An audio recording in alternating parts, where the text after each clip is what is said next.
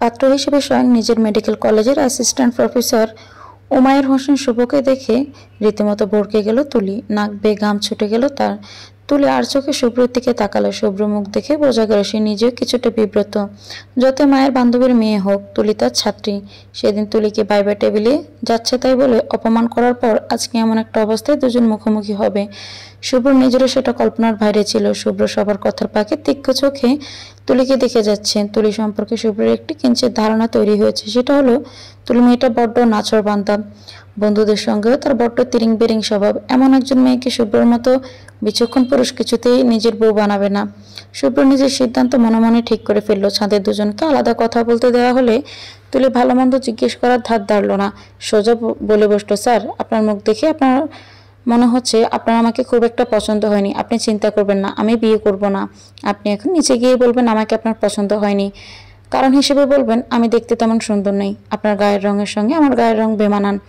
শুভ্র চোখের চশমা ঠিক করে বেশ গাঢ় চোখে তুলির দিকে তাকালো, ভ্রু নাড়িয়ে জবাব দিল, আমি মিথ্যে বলি না। তাছাড়া গায়ের রং নিয়ে সুন্দর বিবেচনা করতে নেই, এটা অন্যায়। তুলি বিরক্ত হলো কিছুটা, মুখ স্বাভাবিক রাখতে চাইছে কিন্তু বারবার রাগ মুখে প্রকাশ পেয়ে যাচ্ছে। তুলি নিজেকে সামলে বলল, কারো ভালোর জন্য একবার মিথ্যে বললে আল্লাহ গুনাহ দেন না।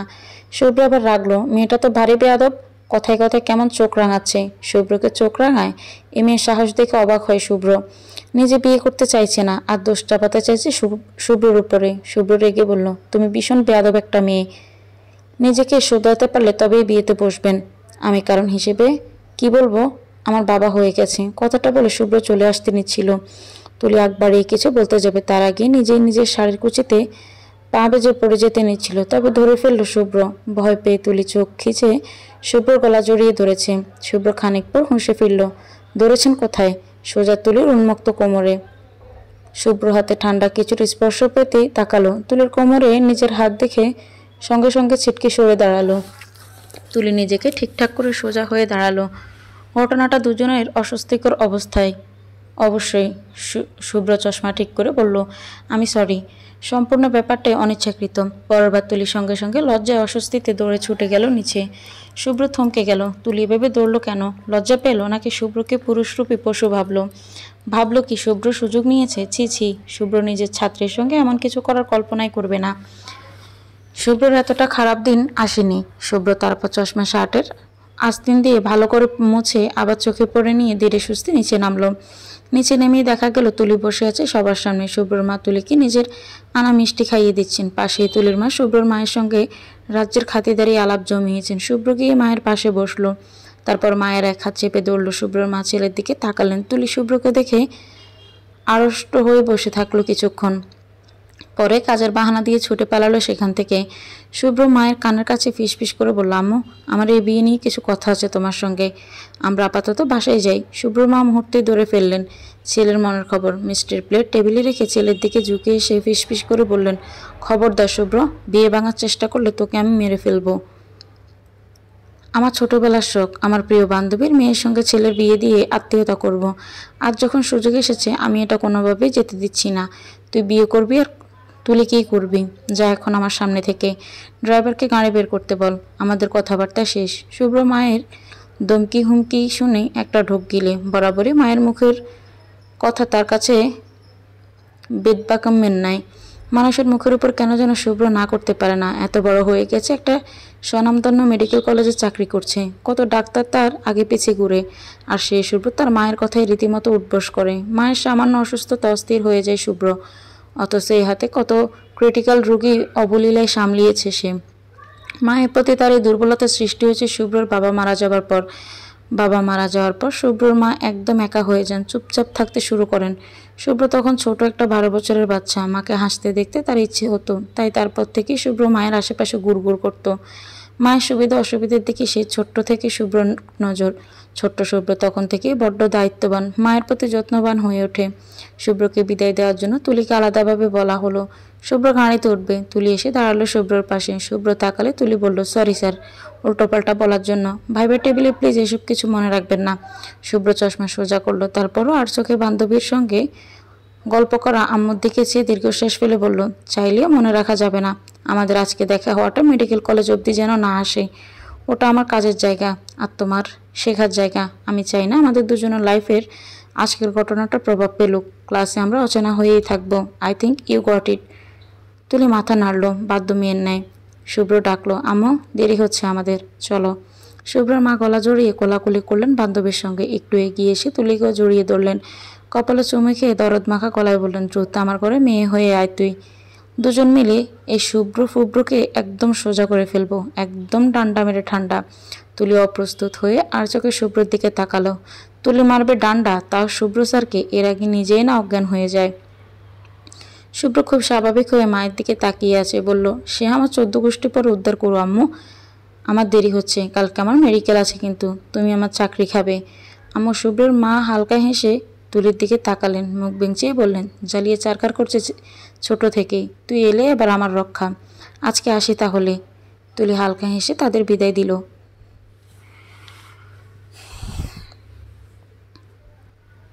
শুভ্র যাওয়ার আগে তুলিকে ভালোভাবে একবার দেখে নিল। মেয়েটার প্রতি তেমন আকর্ষণ বোধ করছে না শুভ্র। কীভাবে এই মেয়ের সঙ্গে ভবিষ্যতে সে সংসার করবে কে জানে।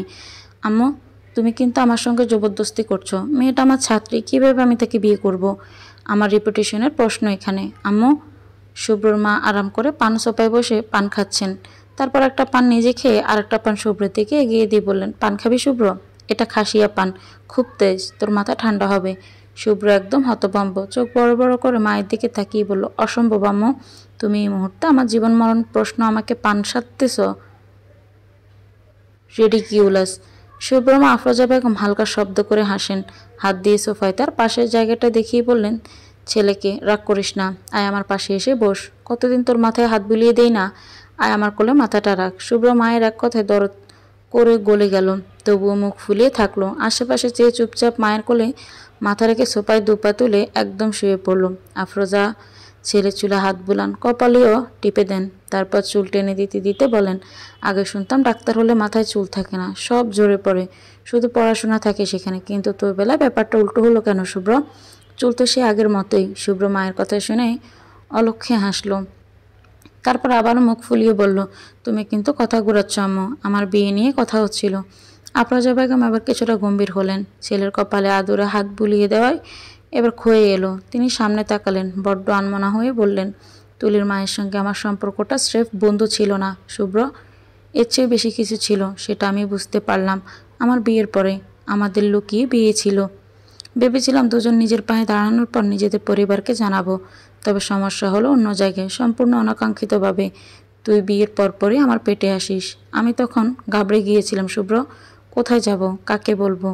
বাবা মায়ের সম্মান, সমাজ, সব কিছু কেমন বাগের নাই তাড়িয়ে বেড়াতে লাগলো আমায়। তোর বাবা তখন সবে ছাত্র মানুষ, ঢাকা বিশ্ববিদ্যালয়ে পড়ার সুবাদে ওই গুটি কয়েক টিউশনি হাতে ছিল, তবে সেটার অর্ধেক তোর বাবা দিতে হতো তার গ্রামে, তার বাকি অর্ধেক নিজের জন্য। ঠিক এমন একটা অবস্থায় আমরা দুজন সে সময় সিদ্ধান্ত নিলাম বাচ্চাটা আমরা রাখবো। নিজেদের স্বার্থে আমরা তোকে মেরে ফেলতে পারিনি শুভ্র। তারপরের কাহিনী খুব মারাত্মক ছিল। তোর নানু জেনে যান আমার প্রেগনেন্সির কথা, তারপর ধীরে ধীরে গোটা পরিবার জেনে যায়। তোর মা একজন কলঙ্কিনী। সে সময়টা আমার উপর দিয়ে কী গেছে আমি তোকে বোঝাতে পারবো না শুভ্র। আমাদের বিয়ের কথা একমাত্র তুলির মা ইয়াসমিন জানতো। তাকে এটা নিয়ে জিজ্ঞাসাবাদ করায় সে বলে দেয় বাচ্চাটা ওমরের। তুই তো জানিসই আগে তোর বাবাদের অবস্থা খুব একটা ভালো ছিল না, ওদের পরিবার নুন আনতে পান্তা পুরোয় এমন ছিল।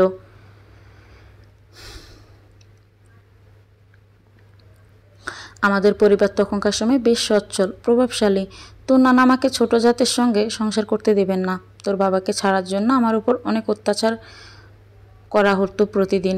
বাচ্চা নষ্ট করার পেছনে সবাই যেন হাত দিয়ে পড়ে লেগেছিল। একদিন আমার অবস্থা দেখে তোর বাবাও কেঁদে উঠে বলে তাকে নাকি আমার এখন ছেড়ে দেওয়া উচিত, আমরা নাকি একজন আরেকজনের জন্য তৈরি না। এই কথাটা আমি কি যে গায়ে লাগলো শুভ্র। তৎক্ষণিক আমি শুধুমাত্র আমার কাগজপত্র সার্টিফিকেট নিয়ে পালিয়ে আসি তোর নানার বাসা থেকে। উঠে সোজা তোর বাবার মেসে। তোর বাবা মেসে একা থাকতেন, কিন্তু ছেলেদের মেসে আমাকে দেখে তিনি খুব অবাক হয়েছিলেন। সব শোনার পর সে দিশেহারা, তবুও মানুষটা আমার হাত ছাড়েননি। শক্ত করে ওই হাত চেপে ধরে মেস থেকে বেরিয়ে আসি। আমরা এক রুমের বাসা নিই। আর্থিক অবস্থার দিকে আমাদের অবস্থান ছিল খুবই শোচনীয়। কতবেলা প্রায় না খেয়ে থাকতাম। তখন তুলির বাবা আমাদের দুজনের জন্যই একটা চাকরির ব্যবস্থা করে দেন। আমি রান্না করতে পারতাম না, রান্নার গন্ধ শুনলে বমি করতাম। তাই তুই হওয়া অবধি ইয়াসমিন প্রতিদিন আমাকে রেঁধে পাঠাতো। তুই হওয়া থেকে শুরু করে আজকের এই অবস্থানে আমরা আছি। সব কিছুর পেছনে ইয়াসমিন আর ইয়াসমিনের স্বামী ইয়াজিদ ভাইয়ের এক সত্যিকারের বন্ধুর মতো আমাদের আগলে রেখেছিল তারা। জীবনের বিপরীতমুখী স্রোতে আমাদের পাশে ছায়ার মতো দাঁড়িয়েছিল। আজ তোর বাবা নেই, তবু ইয়াজিদ ভাই তোকে নিজের ছেলের মতোই দেখতেন। কিন্তু ওদের ট্রান্সফার হওয়ার পর আমাদের তেমন সাক্ষাৎকার হতো না। ইয়াজিদ ভাই বিদেশ চলে যাবার পর ইয়াসমিন নিজেও বাচ্চার সংসার নিয়ে ব্যস্ত হয়ে পড়ে। আর আমি তোর বাবা মারা যাওয়ার পর একদম ঘরবন্দি হয়ে গিয়েছিলাম। আজ এত বছর পর এমন এক সুযোগ পেয়ে আমি এই সুযোগ হাতছাড়া করতে চাইছি না। আমাদের জীবনের উপর ওদের প্রতিদান হয়তো আমি দিতে পারবো না, কিন্তু ইয়াসমিনের এই মেয়েকে আমি আমার ঘরে বউ করে এনে মেয়ে হিসেবে রাখতে চাই। এতটুকু করার আল্লাহ আমাকে সাধ্য দিয়েছেন, না হলে আজ তোর বাবা আর আমি পথে আপ্রোজার বাকি কথা শেষ করতে পারলেন না। হাউমাউ করে কেঁদে উঠলেন। শুভ্রর চোখে জল। মায়ের দুঃখ সে কখনোই জানতো না। মা তার ভীষণ চাপা স্বভাবের। আজ এত কথা শুনে শুভ্রর কষ্টে বুকটা কেমন যেন জ্বালা করছে। মায়ের দুঃখগুলো তো সে শুষে নিতে পারবে না, তার চেয়ে বরং কমানোই একটাই চেষ্টা করুক। শুভ্র মায়ের কোলে থেকে উঠে বসলো। মাকে দুহাতে বুকে জড়িয়ে নিয়ে মাথায় হাত বুলিয়ে শান্ত করার চেষ্টা করলো। এক পর্যায়ে খুব নরম স্বরে বলল, তোমার ঋণ আমি শোধ করবো আম্মু। চাই যাই হোক, কেঁদো না। আরে কান্না থামাও না, এত কাঁদতে আছে? কথায় কথায় আজকাল শুধু কাঁদো। হয়েছে, থামো। শুভ্র মোবাইলে হাতে নিয়ে বসে আছে বিছানার উপর। মাকে সে কথা দিয়েছে তুলির সঙ্গে একটা সূক্ষ্মতা গড়ার চেষ্টা করবে সে, কিন্তু কীভাবে করবে? লজ্জা লাগছে শুভ্রর। ব্যাপারটা এতটা অস্বস্তিকর। জীবনেও শুভ্র চিন্তা করেনি এমন একটা পরিস্থিতিতে তাকে পড়তে হতে পারে। শুভ্র ফোন হাতে নিয়েও বারবার রেখে দিচ্ছে। তারপর মায়ের কান্না ভেজা মুখে চোখে ভাসে আবার ফোন হাতে নিচ্ছে। এক পর্যায়ে শুভ্র নিজেকে শক্ত করলো। কল দিল তুলির নাম্বারে। রিং হলো অনেকক্ষণ। ওপাশ থেকে কল রিসিভও হলো। গুম গুম কণ্ঠে কেউ বলল, হ্যালো, কে? শুভ্র হৃৎপিণ্ড লাফাচ্ছে। অত্যন্ত নার্ভাস ফিল করছে সে। শুভ্রর গলা পরিষ্কার করে শুভ্র বলল, ঘুমোচ্ছিলে? পরে কল করবো তাহলে। শুভ্রর গলার আওয়াজ মুহূর্তে চিনে ফেলে তুলি দপ করে শোয়া থেকে উঠে বসে পড়ল। অপ্রস্তুত হয়ে বলল, স্যার আপনি? কোনো দরকার এত রাতে? শুভ্র হালকা হাসলো। মেয়েটা এত প্রশ্ন করে। শুভ্রর গম্ভীর হওয়ার চেষ্টা করে বলল, কালকে তো ভাইবা, প্রিপারেশন কেমন? তুলি অবাক হলো। স্যার ফোন করে ভাইবার কথা জিজ্ঞেস করছে কেন? তুলি কিছুটা মিনমিন করে বলল, আজ পড়তে পারিনি তেমন স্যার। শুভ্র প্রশ্ন করলো, কেন, ফাঁকি দিচ্ছ? তুলি তৎক্ষণাৎ শুভ্রকে শুধরে দিয়ে বলল, না না স্যার, আজকে তো আমাদের বাড়িতে আত্মীয়রা এসেছিলেন, তাই বাসায় অনেক ভিড় ছিল। তবুও যতটুকু কভার করা যায় করেছি আমি। সত্যি? আত্মীয় কেন? তুলি আবার থেমে গেল। ইস, পরিস্থিতিতে এমন অদ্ভুত কেন? তুলির মাটি ফাঁক করে ঢুকে যেতে ইচ্ছে করছে। ধরনী গব্বে। তার সঙ্গে সঙ্গে শুভ্র স্যার ভাবলেই গাটা কেমন শিরশির করছে। শুভ্র আবার জিজ্ঞেস করলো, বললে না কেন? তুলি থামলো। কিছুক্ষণ পর ইতি উতি ছেয়ে ধরা গলায় বলল, ওই আমাদের বিয়ের কথা হয়েছে আজ বাসায়। শুভ্র থমকে গেল। অস্বস্তি দুজনকে কেমন জড়িয়ে নিল নিজেদের মধ্যে। শুভ্র আবারও গলা পরিষ্কার করলো। কথা ঘোরানোর চেষ্টা করে বলল, অনেক রাত হয়ে গেছে, সকালে তো মেডিকেলে আছে, ঘুমিয়ে পড়ো। তুলি মৃদু স্বরে সায় দিল। সালাম দিয়ে ফোন কাটলো। শুভ্র ফোন হাতে বিছানার উপর মাথা নিচু করে বেশ কিছুক্ষণ এভাবেই বসে থাকলো। মাথা কেমন ধরেছে শুভ্র যথেষ্ট ব্যক্তিবান পুরুষ। তার মতো মানুষের কাছে এই বিয়ে নিছক বিয়ে নয়, বরং তার সম্মান ধুলোয় মেশানো। একই মেডিকেল কলেজে চাকরি করে।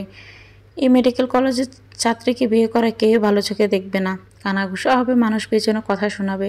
শুধু শুভ্র নিজেকে নিয়ে তেমন ভয় না হলেও তুলির জন্য ভাবছে সে। হয়তো এতে তুলির জীবনও বিপদের মুখোমুখি হতে পারে।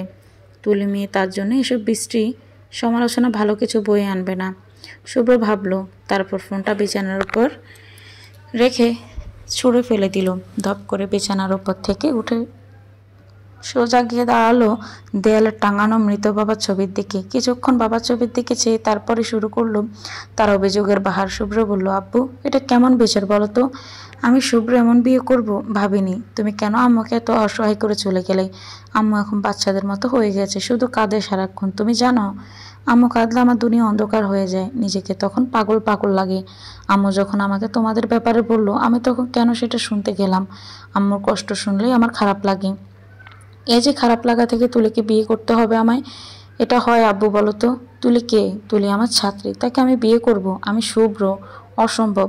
অথচ এই অসম্ভবকে তোমার বউ সম্ভব করার জন্য উঠে পড়ে লেগেছে।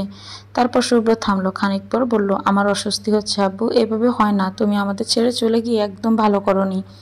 আম্মুকে আমি কিভাবে সামলাবো আব্বু? আমার আর ভালো লাগে না। শুভ্রর বাবা ছবিতে হেসে শুভ্রের দিকে তাকিয়ে আছেন। ছবি তো কথা বলে না, তাই শুভ্রর বাবাও কথা বলেনি। ছবি কথা বললে হয়তো শুভ্রর বাবা মৃদু হেসে বলতেন, পাগল বেটা, তুই তোর মায়ের কাছে আছিস বলেই তো আমি এত নিশ্চিন্তে আছি। ঠিক হয়ে যাবে সব, আমার বেটা strong, I know that. Shubhra class করাচ্ছে। লেকচার সাইড মাল্টিমিডিয়া প্রজেক্টর বড় করে দেখানো হচ্ছে। শুভ্র পুরো লেকচার খুব সুন্দর করে সবাইকে বুঝিয়ে দিচ্ছে।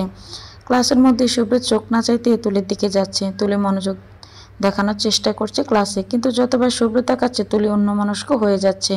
তুলির হাত কাঁপছে, লেকচার ঠিকভাবে নোট করতে পারছে না। শুভ্র তুলির নার্ভাস বুঝতে পেরে বাকিটা সময় তুলির দিকে তেমন আর তাকালো না।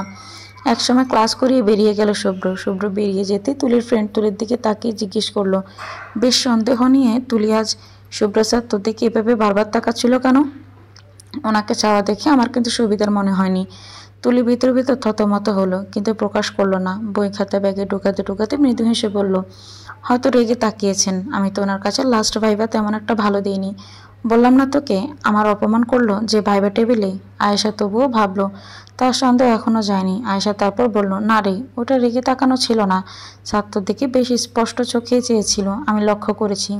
তুলি আয়েশার এমন পরপর করা প্রশ্নে এক পর্যায়ে উত্তর দেওয়া ধৈর্য হারালো। আয়েশার মাথায় কলম দিয়ে টোকা দিয়ে বলল, সারাক্ষণ কোরিয়ান ড্রামা দেখিস দেখে আজগুবি চিনতে এসে মাথায় বাঁধে তোর। এখানে দাঁড়িয়ে তো প্রশ্ন করলে নেক্সট লেকচারার ক্লাসের টাইম এখানেই কেটে যাবে। দ্রুত চল। আয়েশা লেকচার ক্লাসের কথা মনে পড়ে দ্রুত ব্যাগ কাঁধে নিল। করিডোর দিয়ে হাঁটতে আয়েশা বলল, যতই বলিস তুলি, শুভ্র স্যার তোর দিকে না তাকিয়ে আমার দিকে এভাবে তাকালে আমি রাগ করতাম না। আমাদের এই থার্ড ইয়ারে একমাত্র এইচ স্যারটাই সুন্দর দেখতে, বাকিটা তো বয়স বেশি না হলে দেখতে ভালো না। পুরো ফার্স্ট ইয়ার সেকেন্ড ইয়ার কাটিয়ে এই পর্যায়ে এসে শুধুমাত্র একজন স্যারকে তেমন ভালো লেগেছে। বাকিরা তো সারাক্ষণ খিটখিট করতো আমাদের উপর। কি দিন গেল রে আমাদের তুলি। অফিস রুমে বসার সঙ্গে দুজন কলিগ এসে ঢুকলেন শুভ্রর রুমে। শুভ্র তাদের দেখে মৃদু হেসে সালাম দিল, ডাক্তার আরিফ ও ডাক্তার ফারহান। শুভ্রর সামনে চেয়ারে বসল। শুভ্র বলল, কি ব্যাপার, দুজনই আজ একসঙ্গে আমার রুমে? ডাক্তার আরিফ মুচকি হেসে শুভ্রর দিকে তাকালো, তারপর টিটকারি করে বলল, আগে চা আনা 3 কাপ, তোর সঙ্গে মারাত্মক আলোচনা আছে। শুভ্র হয়তো কিছুটা আন্দাজ করতে পারলো সে কাউকে ডেকে চা দিতে বলল। আরিফ কথা তুলে, শুভ্র কাল কোথায় গিয়েছিলেন? তাও একদম আন্টিকে বকল দাবা করে। শুভ্র যা ভেবেছে তাই, চা এসেছে। শুভ্র হালকা স্বরে বলল, জানিসই তো সব, জিজ্ঞেস করে আবার মজা নিস। ফারহান চায়ের কাপে চুমুক দিয়ে বলল, মেয়েটাকে বিয়ে কবে করছিস? ঠিক হয়েছে তারিখ? শুভ্র এবার থামলো, কথা ঘুরানোর চেষ্টা করে বলল, বিয়ে এখনো ঠিক নয়, হলে জানবি অবশ্যই। মেয়েটার ছবি আছে, দেখি তোর সাথে মানায় কিনা। শুভ্র হালকা হাসলো, বাঁকা চোখে তাকিয়ে জবাব দিল, বন্ধুর বউ ছবি চাস? মতলবটা কি তোর? ফারহান এবার শুভ্রর কথাই ধরে ফেললো। একটু উঁচু হয়ে হৈ হৈ করে উঠে বলল, এই তুই না বললি বিয়ে ঠিক না? বিয়ে ঠিক না তো তুই আরেক বেটার মেয়েকে বউ বলিস কেন? শুভ্র হয়ে গেল কবে থেকে, বেরি সন্দেহজনক। শুভ্র থতমত হয়ে গেল। পরপর সে পুরো ব্যাপারটা হেসে উড়িয়ে দিল। বলল, আর কতকাল ভদ্র থাকবো? এত ভদ্র থাকলে আর বউটা জুটবে না কপালে। বন্ধুরা আরও কিছু সময় হাসাহাসি করে আবার যার কাজে লেগে গেল। তারা যেতেই শুভ্র যেন হাফ ছেড়ে বাঁচল। কাজ শেষে হলে শুভ্র দুপুর 2টায় অ্যাটেনশন শিট সাইন করে বেরিয়ে যায়। লিফটে কল আসে আফরোজা বেগমের। শুভ্র লিফট থাকায় কল ধরতে পারে না। লিফট থেমে গেলে কল ঘুরায়। রিং বাজার সময়টায় শুভ্র গাড়িতে উঠে গাড়ি ঘুরায়। আফরোজা বেগম কল ধরেন। শুভ্র সালাম করে জিজ্ঞাসা করে, কোনো দরকার আম্মু? আমি হসপিটাল থেকে বেরিয়েছি। আফরোজা বেগম বললেন, শোন না শুভ্র, আমি দোকানে যাব, শাড়ি কিনবো ভাবছি। তোর শার্টগুলো কেমন পুরনো হয়ে গেছে, তোর জন্য কিছু কিনে নিব, তুই ফ্রি আছিস? শুভ্র হালকা হাসলো। সারাদিন ক্লাস ওয়ার্ডার রোগী দেখে মাথাটা ম্যাজ করছে, গাঁটটাও ব্যথায় টনটন করছে, কিন্তু মায়ের এই কথা তার কাছে শিরোধার্য। শুভ্র হেসে বলল, ফ্রি আছি আমি, তুমি রেডি হও, আমি আসতেছি। আচ্ছা, দ্রুত আয়। শুভ্র অপেক্ষা করছে মায়ের ফোন কাটার, কিন্তু আফরোজা বেগম ফোন কাটছেন না। শুভ্র জিজ্ঞেস করলো, আর কিছু লাগবে আম্মু? আফরোজা বেগম গড়িমসি করতে লাগলেন, তারপর বললেন, শোন না শুভ্র, তুই ইয়াসমিনের বাসায় গলি পেরিয়ে আসবে বাসায়। ওই বলেছিলাম কি, তুলিকে যদি নিয়ে আসতি একবার, মেয়েটাকে কিছু একটা কিনে দিতাম, সঙ্গে ইয়াসমিন আর জুবাইরের জন্য কিছু কিনে দিতাম, ভালো হবে না?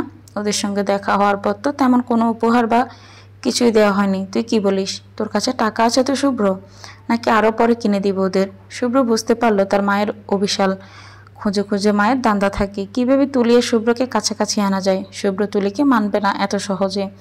আফরোজা বেগম জানেন, তাই খুঁজে খুঁজে তুলিকে শুভ্রর গলায় ঝুলিয়ে দেওয়ার গেমে নেমেছেন আফরোজা। মায়ের বুদ্ধি মুহূর্তে ধরে ফেলল শুভ্র, তবুও অগোচরে তার মাকেই জিতিয়ে দিয়ে বলল, ঠিক আছে, নিয়ে আসবো তোমার বান্ধবীর মেয়েকে। আর টাকার চিন্তা তুমি করবে না, এটা তোমার কতবার বলেছি আম্মু।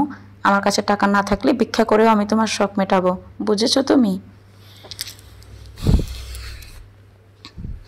আফরোজা বেগম হেসে ওঠেন শব্দ করে। ছেলের এক একটা কথায় হাজারটা দোয়া বেরিয়ে আসে বুক ছিঁড়ে।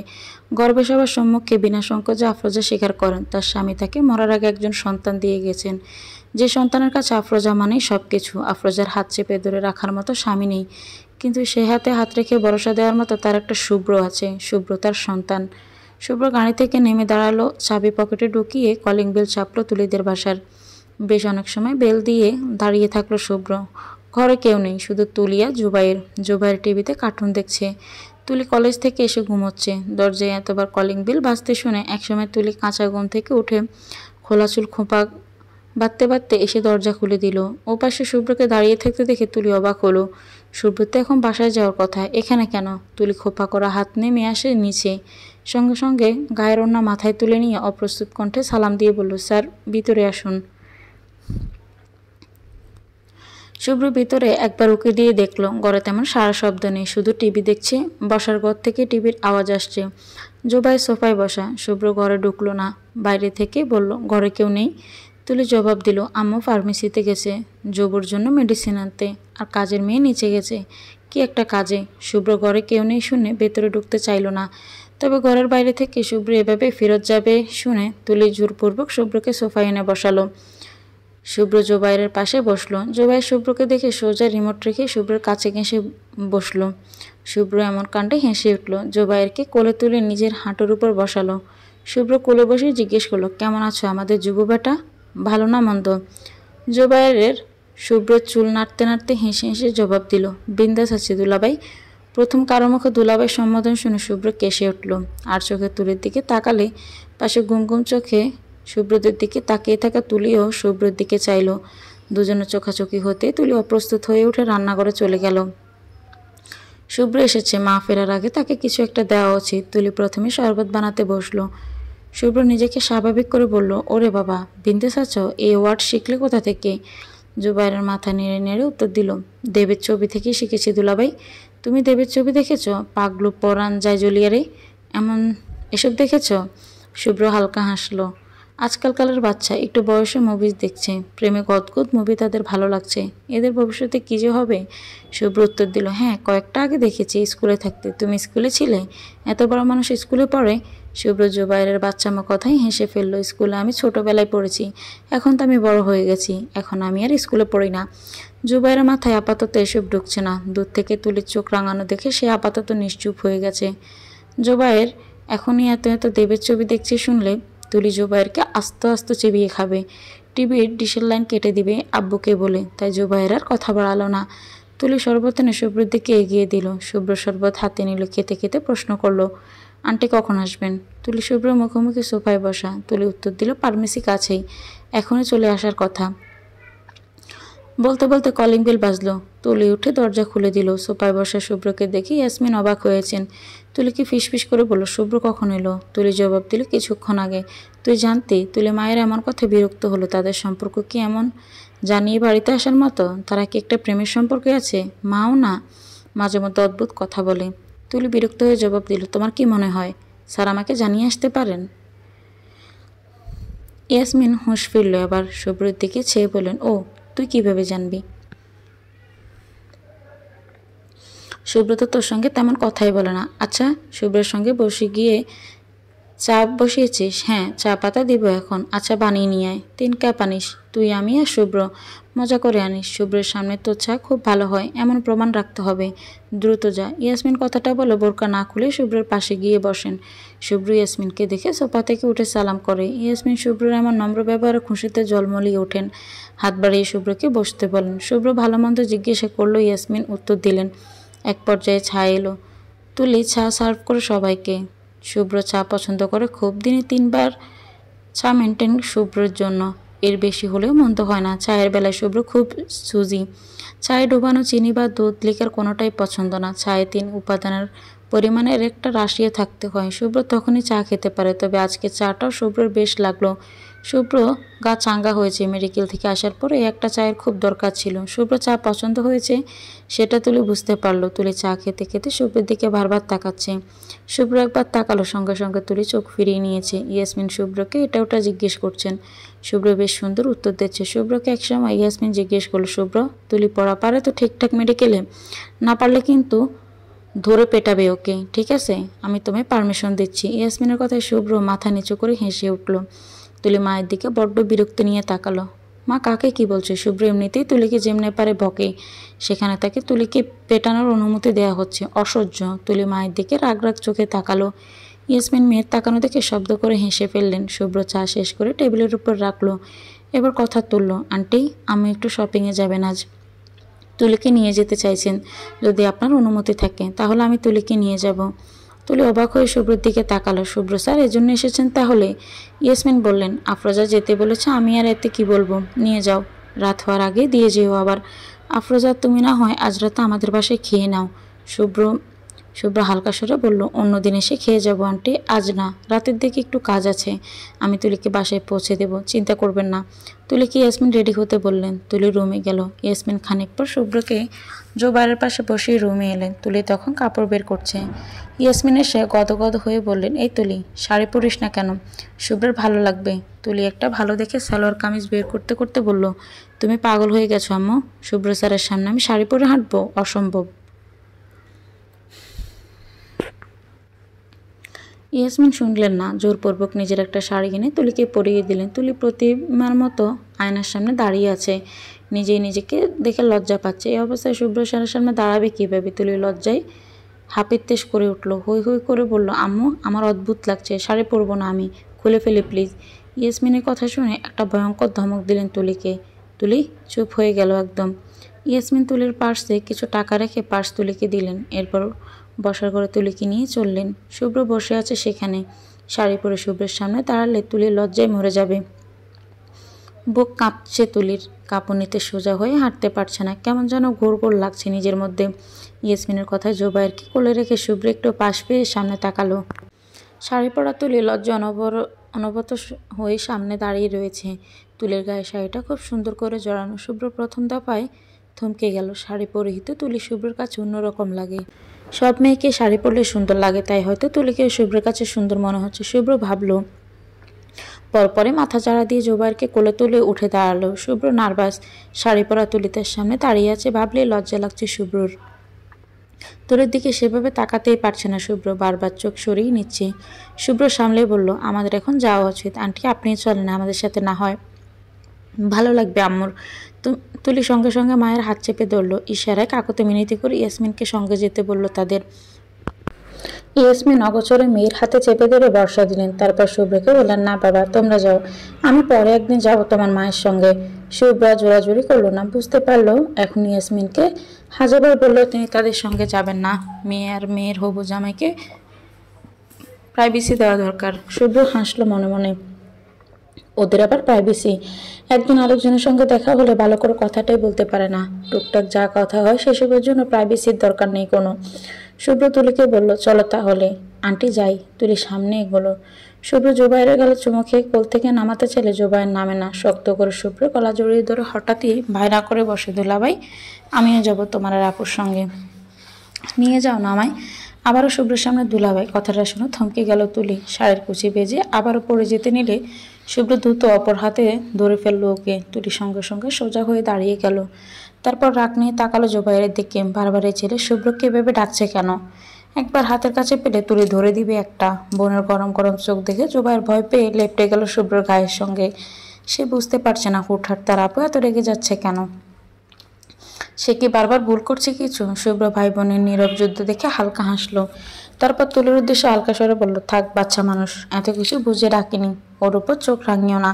তুলি শুভ্র কথায় লজ্জা পেয়ে গেল। শুভ্রর সামনে এমন একটা কারণে রেগে যাওয়া তুলির ঠিক হয়নি। তুলি নিজেকে সামলালো। শুভ্র জোবাইরের কথা শুনে ইয়াসমিনকে বলল, ওকে নিয়ে যাই আন্টি। ঘুরে আসুক, ভালো লাগবে। ইয়াসমিন সঙ্গে সঙ্গে মানা করলেন, বললেন না না, ওর মার কাছে, তোমরা যাও। শুভ্র জুবাইয়ের মুখ কালো করে ফেললো। শুভ্রের দিকে করুণ চোখে তাকালো। শুভ্র বলল, সকালে হোমওয়ার্ক করে ফেলবে তাই না জুবাইয়ের? জুবাইয়ের দ্রুত দুদিকে মাথা নাড়ালো। ইয়াসমিন আর কি বলবেন, তুলির দিকে তাকালেন। তুলিও তাকালো। তখন হয়তো তুলিও চাইছে জুবাইয়ের যাক ওদের সঙ্গে। মেয়েটা এখনই এতটা ঘামছে শুভ্রের সঙ্গে, আরো কয়েকটা মিনিট থাকলে এখানেই ঢলে পড়বে। ইয়াসমিন তাই সম্মতি দিলেন। বেরিয়ে যাবার সময় ইয়াসমিন তুলির কানে কানে বললেন, তোর পার্সে কিছু টাকা আছে, এটা দিয়ে শুভ্রকে গিফট কিনে দিবি কিছু। ছেলেরা যা পছন্দ করে তেমন কিছু কিনে দিস। নিচে নামলে শুভ্র চলে যায় পার্কিং থেকে গাড়ি বের করতে। জুবাইর আর তুলি একা গ্যারেজে দাঁড়িয়ে আছে। একা পেয়ে তুলি এবার জুবাইরের কান টেনে ধরলো। জুবাইর রীতিমতো ব্যথায় কুকিয়ে উঠলো। বারবার বলল, কান ছাড়ো আপু, ব্যথা লাগতেছে তো। আপু, তুলি কান ছাড়লো না। তারপর রাগ দেখিয়ে বলল, ওনাকে বারবার দুলাভাই ডাকছিস কেন? মার দিব তো রে, আরেকবার যেন আমার সামনে এই নামে ডাকতে না শুনি। জুবাইর কান চেপে ধরে উপরে মাথা তুলে তুলির দিকে তাকালো, বলল, দুলাভাইকে তাহলে কি ডাকবো আপু? তুলির সঙ্গে সঙ্গে জবাব দিল, ভাইয়া বলে ডাকবি। জুবাইর মাথা নাড়লো।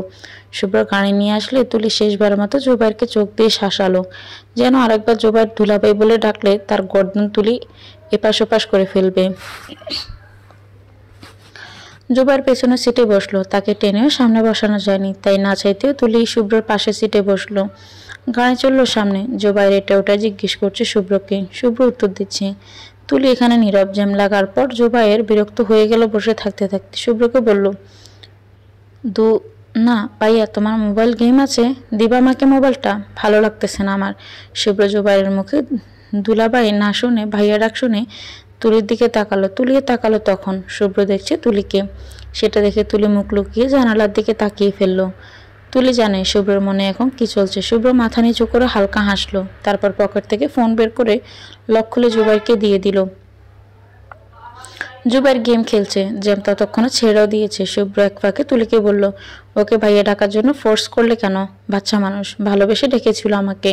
তুলি সাড়ে না চল করতে করতে বলল, বিয়ের আগে তো দুলাভাই ডাকা সঠিক না। শুভ্র সঙ্গে সঙ্গে জবাব দেয়, বিয়ে তো হচ্ছেই আগে থেকে, তাহলে ডাকলে সমস্যা কি? নিজের প্রশ্নে নিজেই অবাক হয়ে গেল শুভ্র। সে কবে থেকে এমন প্রশ্ন করা শুরু করলো? তুলি অবাক চোখে শুভ্রর দিকে তাকিয়ে আছে। তুলি তাকিয়ে আছে দেখে শুভ্র আর তুলির দিকে তাকালো না, অন্য প্রসঙ্গে চলে গেল। মার্কেটে শুভ্রর পুরোটা সময় জুবাইরকে কোলে নিয়ে হাঁটতে হলো। মেয়েদের সঙ্গে মার্কেটে আসার ফলাফল জুবাইর জানে না, কিন্তু শুভ্র জানে। মায়ের সঙ্গে মার্কেটে এলে শুভ্র পা ব্যথা হয় হেঁটে, আর হাত ব্যথা হয় শপিং ব্যাগের বোঝা বয়ে। তবে আজ তেমন হাঁটতে হচ্ছে না। তুলি মাকে নিয়ে শপিং করছে। তুলি ব্যাগ বইছে আজ। শুভ্র কোলে জুবাইর থাকায় সে কাজ করতে পারেনি। শুভ্র একসময় তুলির কাছে গিয়ে এলো। আফরোজাকে জিজ্ঞেস করলো, তোমাদের আর কতক্ষণ লাগবে আম্মু? আফরোজা একটা হ্যাঙ্গারে শাড়ি দেখতে দেখতে বললেন, লাগবে আরও কিছু সময়। তুই কি বাসায় চলে যাবি? শুভ্র বলল, না। তারপর তুলিকে শুভ্র বলল, শোনো, আমি খাবারের দিকটায় আছি, তোমাদের শেষ হলে কল করো। তুলি মাথা নাড়ল। শুভ্র জুবাইরকে কোলে নিয়ে খাবারের দিকে চলে গেল। আসলে জুবাইর অনেকক্ষণ ধরে ওদের সঙ্গে ঘুরছে। ক্ষুধা লেগেছে হয়তো তার, তবে বলছে না। তুলি বকবে সেজন্য। শুভ্র জুবাইরকে খাবার দিয়ে বসিয়ে রাখলো। নিজে ফোনে দরকারি কাজও সারলো এক সময়। তারপর তুলিরা এলে বেরিয়ে গেল শপিং মল থেকে। গাড়িতে উঠে শুভ্র 2 প্যাকেট খাবার তুলি আর মায়ের দিকে এগিয়ে দিল। বলল, এখানে চিকেন ফ্রেঞ্চ আর ফ্রাইজ আছে, তুমি আর আম্মু খেয়ে নাও। তুলি প্যাকেট হাতে নিল। প্যাকেট নেবার সময় দুজনের আঙুলে আঙুল ছোঁয়া লাগলো। তুলি সঙ্গে সঙ্গে ছিটকে প্যাকেট নিয়ে সরে গেল। শুভ্র অপ্রস্তুত হয়ে সোজা হয়ে বসলো। দুজনে তারপর চুপচাপ। শুভ্র লুকিং গ্লাসে একবার তুলির দিকে তাকালো। খানিক চেয়ে থাকার পর তুলিয়ে তাকালো লুকিং গ্লাসে। দুজনের চোখে চোখ পড়ে গেল। লজ্জায় দুজনের চোখ সরিয়ে নিল। শুভ্র তুলিকে বাসায় পৌঁছে দিল। বাসার নিচে নেমে শুভ্র দরজা পর্যন্ত এগিয়ে দিল তুলিকে। তুলি ভেতরে যাওয়ার আগে কিছু সময় থামলো।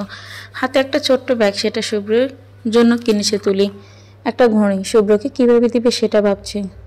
শুভ্র তুলিকে দাঁড়িয়ে থাকতে দেখে বলল, বাসায় যাবে না? তুলি থামলো এবার। অন্যদিকে চেয়ে ছোট্ট করে নিঃশ্বাস ছেড়ে আবার শুভ্রের দিকে তাকালো। শুভ্র প্রশ্নবোধক চোখে চেয়ে আছে তুলির দিকে। তুলি নিজেকে সামলালো। হাতের ব্যাগটা শুভ্রের দিকে এগিয়ে দিয়ে বলল, এটা নিন, আপনার জন্য। শুভ্র চোখ বড় বড় করে প্যাকেটের দিকে তাকিয়ে রইল কিছুক্ষণ। তারপর হালকা হেসে প্যাকেট হাতে নিল। জিজ্ঞাসা করলো, তুমি কিনেছ? তুলি মাথা নাড়ল। শুভ্র এবার হাসলো। প্যাকেটটা আঙুলের ভাঁজে শক্ত করে চেপে ধরল।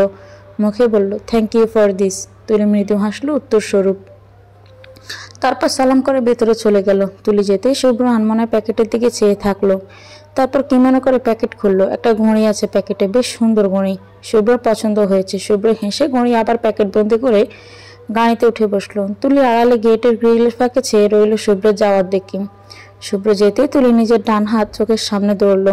আঙুলে যে জায়গায় শুভ্রের ছোঁয়া লেগেছে সেই জায়গা আনমনে দেখে গেল অনেকক্ষণ। বুকটা এখনো কাঁপছে, মনে হচ্ছে শুভ্রর আঙুল এখনো তুলির আঙুলে ছুঁয়ে আছে। হুঁশ ফেরে তুলির খানিক পরপর অস্বস্তিতে জমে গিয়ে হাত সরিয়ে দ্রুত ভেতরে চলে যায় ও। শুভ্র আজ মেডিকেল থেকে ছুটি নিয়েছে। আজ আফরোজা কড়া কণ্ঠে বলে দিয়েছেন আজ এই বাড়ি থেকে মেডিকেলে যাবে। তাকে ডান্ডা মেরে ঠান্ডা করে মেডিকেলে যাওয়ার শখ গুছিয়ে দেওয়া হবে। মা রেগে আছেন দেখে শুভ্র না চাইতেও ছুটি নিয়েছে মেডিকেল থেকে। মেডিকেল নিয়ে দেখে শুভ্র বেশ আরাম করে ঘুমোলো আজ। ঘুম থেকে উঠে শাওয়ার নিয়ে খেতে বসলো নাস্তা। আফরোজা শুভ্রের জন্য অপেক্ষা করছিলেন।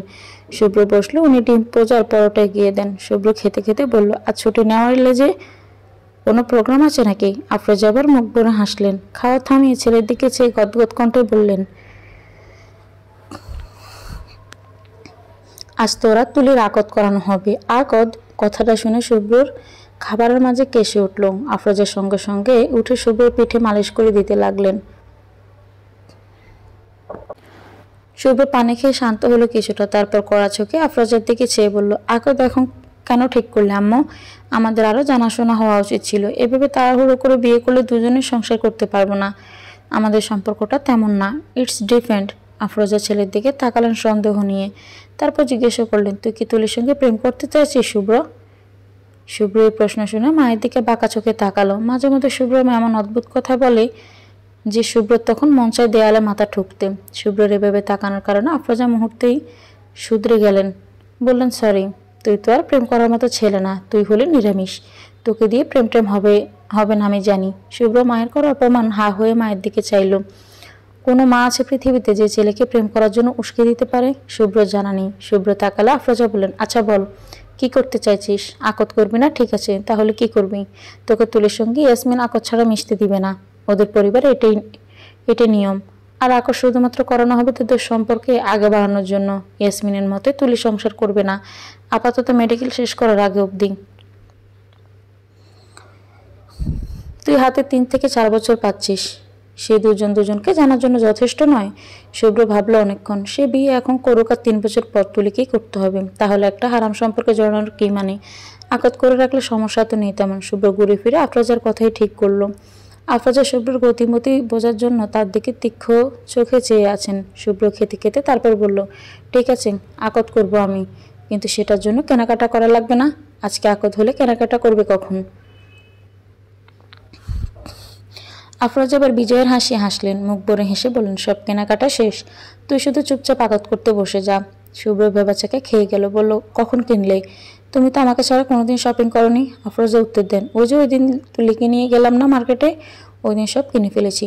তুলির মাপের গোল্ডের আংটিও কিনেছি, দাঁড়া দেখাচ্ছি এনে তোকে।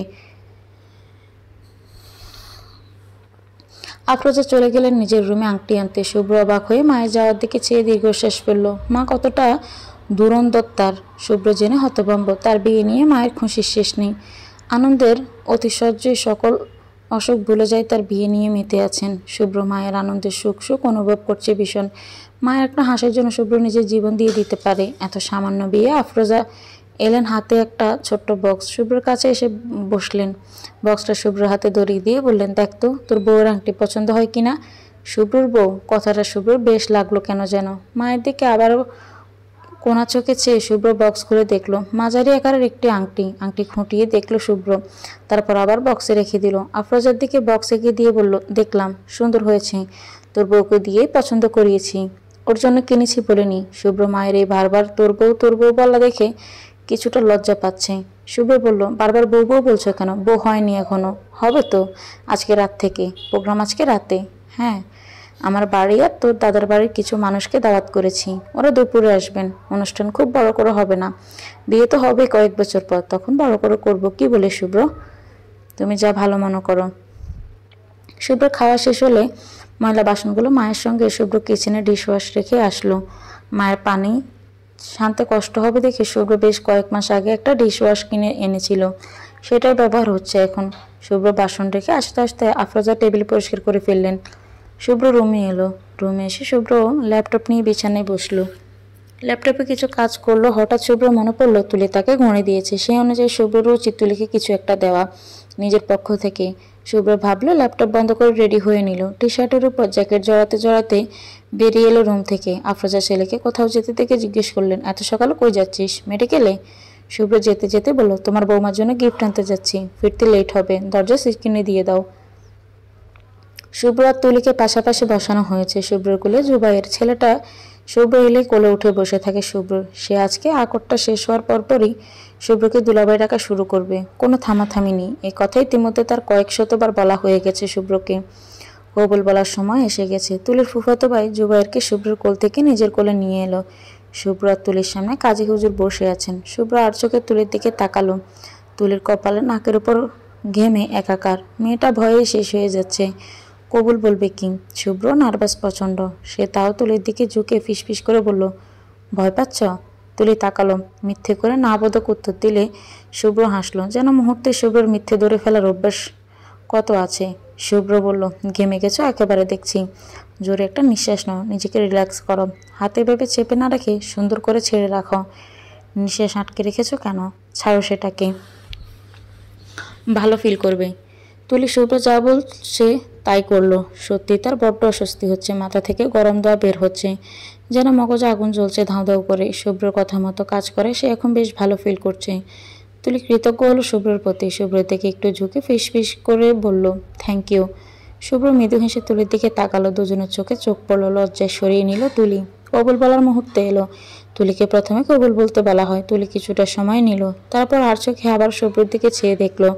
শুভ্র তাকালো তখন। তুলি ভয় পাচ্ছে ভীষণ। নতুন একটা সম্পর্ক জড়ানোর অভিজ্ঞতার ভয় তাড়িয়ে বেড়াচ্ছে তুলিকে। তুলি চুপ। ইয়াসমিন পাশে থেকে মেয়ের কাছে এগিয়ে এলেন। তুলির হাত চেপে ধরলেন নিজের হাতে। তুলির চোখ বেয়ে অজান্তে গড়িয়ে পড়লো কয়েক ফোঁটা জল। ইয়াসমিন মেয়ের চোখ মুছে দিলেন আদরে। মেয়ের কপালে চুমু খেয়ে তারপর বললেন, মা কবুল বল। কাজে অপেক্ষা করছেন না? মায়ের আশকারা পেয়ে তুলি কিছুটা শান্ত হলো। শুভ্র পাশ থেকে তুলির কান্না দেখছে। ইয়াসমিন পাশে না থাকলে তুলিকে কিছু বলা যেত, বর্ষা দেওয়া যেত। এখন এত মানুষের সামনে কথা বলাও দুষ্কর। শুভ্র তুলির দিকে তাকিয়ে তুলি ইয়াসমিনের থেকে চোখ সরিয়ে শুভ্রের দিকে তাকালো। শুভ্র মৃদু হাসলো তখন। হঠাৎ কিছু হলো তুলির। মনের অজান্তেই তুলি মুখ থেকে বের হয়ে এলো তিনটা শব্দ, কবুল। তুলি তখন কবুল বলছে। শুভ্র সেই সময়টা তুলির দিকে ঠাই ছেয়েছিল। দুজনের চোখের দিকে চেয়ে রইল বেশ কিছুক্ষণ। উচ্চস্বরে আলহামদুলিল্লাহ বলার আওয়াজে দুজনেই ঘোর ভাঙলো। এতক্ষণ ঘরভর্তি মানুষের ভিড় এভাবে চেয়েছিল তারা। শুভ্র লজ্জায় অন্যদিকে তাকালো। তুলিও লজ্জায় মাথা নিচু করে চুপচাপ বসে রইল। বাকিটাক্ষণ কেউ আর কারোর দিকে তাকালো না। শুভ্রকে কবুল বলতে বলা হলো। শুভ্র আফরোজার দিকে চেয়ে দেখলো একবার। আফরোজা খুশিতে কেঁদেই ফেলছেন প্রায়। আফরোজাকে এক হাতে জড়িয়ে আছেন ইয়াসমিন। দুজনের চোখে অশ্রু টলমল করছে। ইয়াসমিনের আঁচল চেপে ধরে দাঁড়িয়ে আছে জুবাইর। তার টলমলাটল চোখে আকাশমান বিস্ময়। এভাবে যে কেউ বিয়ে করতে হয়তো সে জানে না। তার প্রশ্নবোধক চোখ বারবার শুভ্র তুলিকেই দেখে চলেছে। শুভ্র তুলির দিকে ছায়, মাথা নিচু করে বসে আছে তুলি। কিন্তু শুভ্র জানে কান তুলি শুভ্রর দিকেই করা। শুভ্র কিছুটা সময় ধরে নেয়। তারপর মৃদু হেসে ধীরে ধীরে বলে, আলহামদুলিল্লাহ কবুল। সারা ঘরময় একঝাঁক প্রশান্তি যেন উড়ে গেল শুভ্রের কথায়। তুলির বুকটা ছলাৎ করে উঠল। শুভ্র এত সুন্দর করে কবুল বলছে যে তুলি মোহিত হয়ে গেল একদম। মাথা তুলে শুভ্রের দিকে তাকালো। শুভ্র এতক্ষণ তুলির দিকে চেয়েছিল। অতঃপর দুজনের চোখাচোখি হলো। বরাবর মতো তুলি চোখ সরিয়ে নিয়েছে। কথা হচ্ছে বড়দের মধ্যে। বিয়ে ভাগের কথা এখনো সেরে নিচ্ছেন তারা। বিয়ে হতে বাকি হাতে 4-5 বছর। শুভ্র আর তুলি সে সময় নিজেদের জেনে নিতে পারবে। সংসার করার মূল কাঠি তো একে অপরকে জানা, বোঝা, ভালোবাসা। শুভ্র বড়দের কথার মধ্যে বিরক্ত হচ্ছিল কিছুটা। তুলি পাশে নেই। চাচাতো বোন এসে রুমে নিয়ে গেছে। শুভ্র বিরক্তি বুঝে ইয়াসমিন বললেন, শুভ্র বাবা তুমি ঘরে গিয়ে বসো, না হয় তুলিকে আমি রুমে পাঠাচ্ছি। শুভ্র শুনে হ্যাঁ বলল। একজন এসে শুভ্রকে তুলির ব্যক্তিগত বেডরুমে নিয়ে গেল। শুভ্র বেডরুমটা দেখলো। ছোট দুজনা পালঙ্ক, একটা বই, ঠাসা পড়ার টেবিল, কাঠের আলমারি, ছোট্ট একটা মিনি সাইজের বুকশেলফ, একটা ছোট দোলনা। বেশ সাজিয়ে গুছিয়ে রাখা ঘরটা। তুলি বেশ গোছানো মেয়ে, সেটা তার গদ দেখেই বোঝা যাচ্ছে। শুভ্র গিয়ে পড়ার টেবিলে চেয়ার টেনে বসলো। হাতে একটা বই নিয়ে উল্টো পাল্টা দেখতে লাগলো। হঠাৎ বইয়ের ভেতর থেকে একটা কাগজ খসে পড়লো। শুভ্র মাটিতে তাকালো অবাক হয়ে, তারপর একটু হেসে কাগজ হাতে তুললো। কাগজ চোখের সামনে মেলে ধরে দেখলো সেখানে মার্ক করা পেন দিয়ে কয়েকবার পরপর লেখা, তুলি শুভ্র স্যারকে বিয়ে করবে না, তুলি শুভ্র স্যারকে বিয়ে করবে না। শুভ্র কাগজের লেখা পড়ে বেশ কিছু সময় কাগজটার দিকে চেয়ে থাকলো, তারপর আচমকে হেসে উঠলো শব্দ করে। সে সময় তুলি শাড়ির সামনে ঘরে ঢুকছে। তুলি ঘরে ঢোকার সাথে সাথে বাইরে থেকে কেউ একজন ওদের ঘরের সিট কিনে দিয়ে দিল। তুলি সিট কিনের শব্দ একবার পেছনে ফিরে তাকিয়ে আবার শুভ্রের দিকে তাকালো। শুভ্র তুলির দিকে চেয়ে হাসছে। তুলি শুভ্রের হাসি দেখলো, বুকে কেমন একটা করে উঠলো তুলির। হাসিটা এত মারাত্মক লাগলো তুলির কাছে বলা অসম্ভব। তুলি চোখের পলক ফেলে আবার তাকালো শুভ্রের দিকে। শুভ্র হাসি থামিয়ে তুলিকে বলল, শুভ্র স্যারকে বিয়ে করবে না করো, বিয়ে করে বসে আছো। এবার এই কাগজটার কি হবে তুলি? তুলির ঘোর ভেঙে গেছে শুভ্রের কথা শুনে ততক্ষণে। তুলি তীক্ষ্ণ চোখে শুভ্রের দিকে তাকালো, তারপর চোখ গেল শুভ্রের হাতের কাগজের দিকে। তুলির সঙ্গে সঙ্গে ছুটে এসে শুভ্রের হাত থেকে কাগজ কেড়ে নিয়ে ড্রয়ারে রাখতে রাখতে বলল, ওটা অনেক আগে লিখেছিলাম, তখন জানতাম না বিয়েটা হবে যে। শুভ্র মৃদু হেসে তুলির কাগজ ড্রয়ারে রেখে বিছানায় বসলো। আজও শাড়ি পরেছ তুলি? শাড়িতে তুলিকে শুভ্রের কাছে কেন যেন মারাত্মক লাগে। এই প্রথম শুভ্র তুলিকে দেখলো, আপাতমস্তক, ঘাড়ো চোখে। তুলি সুন্দর, এক কথায় শ্যামলা সুন্দরী। তুলি ছাত্রী না হলে হয়তো শুভ্রের তুলিকে বিয়ে করতে এতটা আপত্তি থাকতো না। শুভ্র একসময় চোখ সরালো, একটু সোজা হয়ে বসে একটা প্যাকেট তুলির দিকে এগিয়ে দিয়ে বলল, তোমার জন্য। তুলি তাকালো, এবার চোখ তুলে শুভ্রের দিকে একবার চেয়ে প্যাকেটের দিকে তাকালো, তারপর হাতে বাড়িয়ে প্যাকেট হাতে নিল। তুলির হাতে ছুঁড়ির ঝিনঝিনানি শব্দে শুভ্রের ঘোরকে লেগে এলো। শুভ্র অপলক চেয়ে রইল তুলির হাতে লেপটে থাকা চুড়িগুলোর দিকে। তুলি প্যাকেট হাতড়ে দেখলো। শুভ্র বলল, চাইলে খুলে দেখতে পারো। তুলি প্যাকেট খুলতে লেগে গেল। প্যাকেট থেকে বেরিয়ে এলো সুন্দর একটা মেরুন রঙের জামদানি শাড়ি। শাড়ি দেখে তুলি শাড়ির প্রেমে পড়ে গেল যেমন। শুভ্র পছন্দ মারাত্মক লাগলো তুলির কাছে। তুলি শুভ্রের দিকে চেয়ে মৃদু হাসলো, বলল, থ্যাংক ইউ, ভীষণ সুন্দর শাড়িটা। শুভ্র উত্তরে হাসলো, তারপর আবার তুলে চুপ হয়ে গেল। শুভ্রর সঙ্গে তুলি খুব একটা কথা বলেনি এখন অবধি। শুভ্রর সামনে এলে কেমন যেন তুলি বোবা হয়ে যায়। অথচ শুভ্র জানে তুলি বড্ড মিশুকে উড়নচণ্ডী স্বভাবের। মেয়েটা শুভ্রকে এত ভয় পায়। শুভ্র ভাবল মেয়েটাকে তাদের এত কমপ্লিমেন্ট না করে সেটাকে একটা সুযোগ দেওয়া উচিত দুজনের।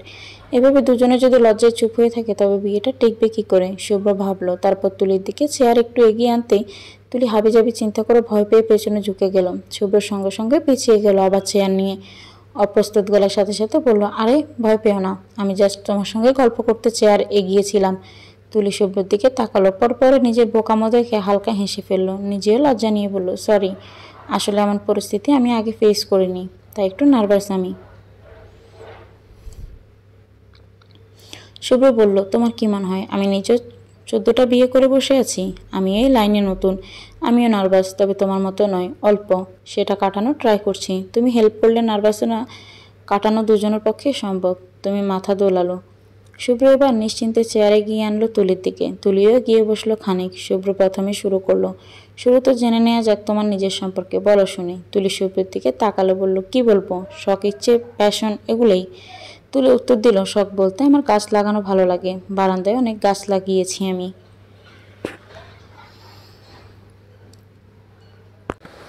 এখানে অল্প ছাদে আমার লাগানো প্রচুর গাছ আছে, সেগুলোর পেছনে আমার দিনের অর্ধেক সময় যায়। আপনার? শুভ্র আবার নিজেরটা বলল, আমার গাছ লাগানো তেমন পছন্দ না, আমি বেশিরভাগ সময় বই পড়ি, থ্রিলার। আমার তোমার মতো ছোট বুক শিল্প নেই, আছে মস্ত বড় বুক শিল্প ভর্তি শুধু থ্রিলার বই, হরর বই আর টুকটাক সায়েন্স ফিকশন আছে। তুলি কথা কাটল, রোমান্টিক বই নেই কেন? আমি পড়ি না এসব, কেন যেন অবাস্তব মনে হয় এসব রোমান্টিক সিজন। তুমি বই পড়ো? তুলির মন খারাপ করে বলল, রোমান্টিক। শুভ্র তুলির মন খারাপ দেখে হাসলো, বলল, ঠিক আছে, তুমি আমার বাড়িতে আসলে বুকশেলফের একটা অংশ খালি করে রাখবো, সেখানে তোমার রোমান্টিক বইগুলো রাখবে, তবে প্লিজ আমাকে পড়তে পোস্ট করবে না, আমি এসবই নেই। তুলি শুভ্রের কথা ধরন শুনে হেসে উঠল। শুভ্র বলল, কোনো ইউনিক ইচ্ছা আছে যেটা ফুলফিল করতে চাও? তুলি ভাবলো, তারপর উত্তর দিল, একটা না, কয়েকটা আছে। বলো সেসব। প্রথমত, আমি আমার কোনো এক জন্মদিনে বয়স অনুযায়ী অনেকগুলো রোমান্টিক বই পাবো। সেকেন্ড, আমি তার খসা দেখতে চাই, জীবনের একবার হলেও দেখতে চাই। থার্ড, এটা বলা যাবে না। শুভ্র বলল, কেন বলা যাবে না? তুলি উত্তর দিল, কেন বলা যাবে না, এটার কারণও বলা যাবে না, প্লিজ ফোর্স করবেন না। শুভ্র বলল, ঠিক আছে, তুলি শুভ্রকে জিজ্ঞেস করলো আপনার ইচ্ছে। শুভ্র মাথা চুলকে হাসলো খানিক, তারপর বলল ফার্স্ট অফ অল জীবনে একবার আম্মু আমি আর বউ হবে তাকে নিয়ে হজ করতে যাব। আমার খুব ইচ্ছে হজ যাওয়া। সেকেন্ড, একদিন অনেকগুলো ছুটি পাবো, তারপর দেশের এক প্রান্ত থেকে অপর প্রান্তে ঘুরে দেখব, মানে ট্রাভেলিং এর শখ। আমার আপাতত কোনো থার্ড ইচ্ছে নেই, আমি ইচ্ছে কম রাখি, যা রাখি সেটা পূরণ করার ট্রাই করি অল টাইম।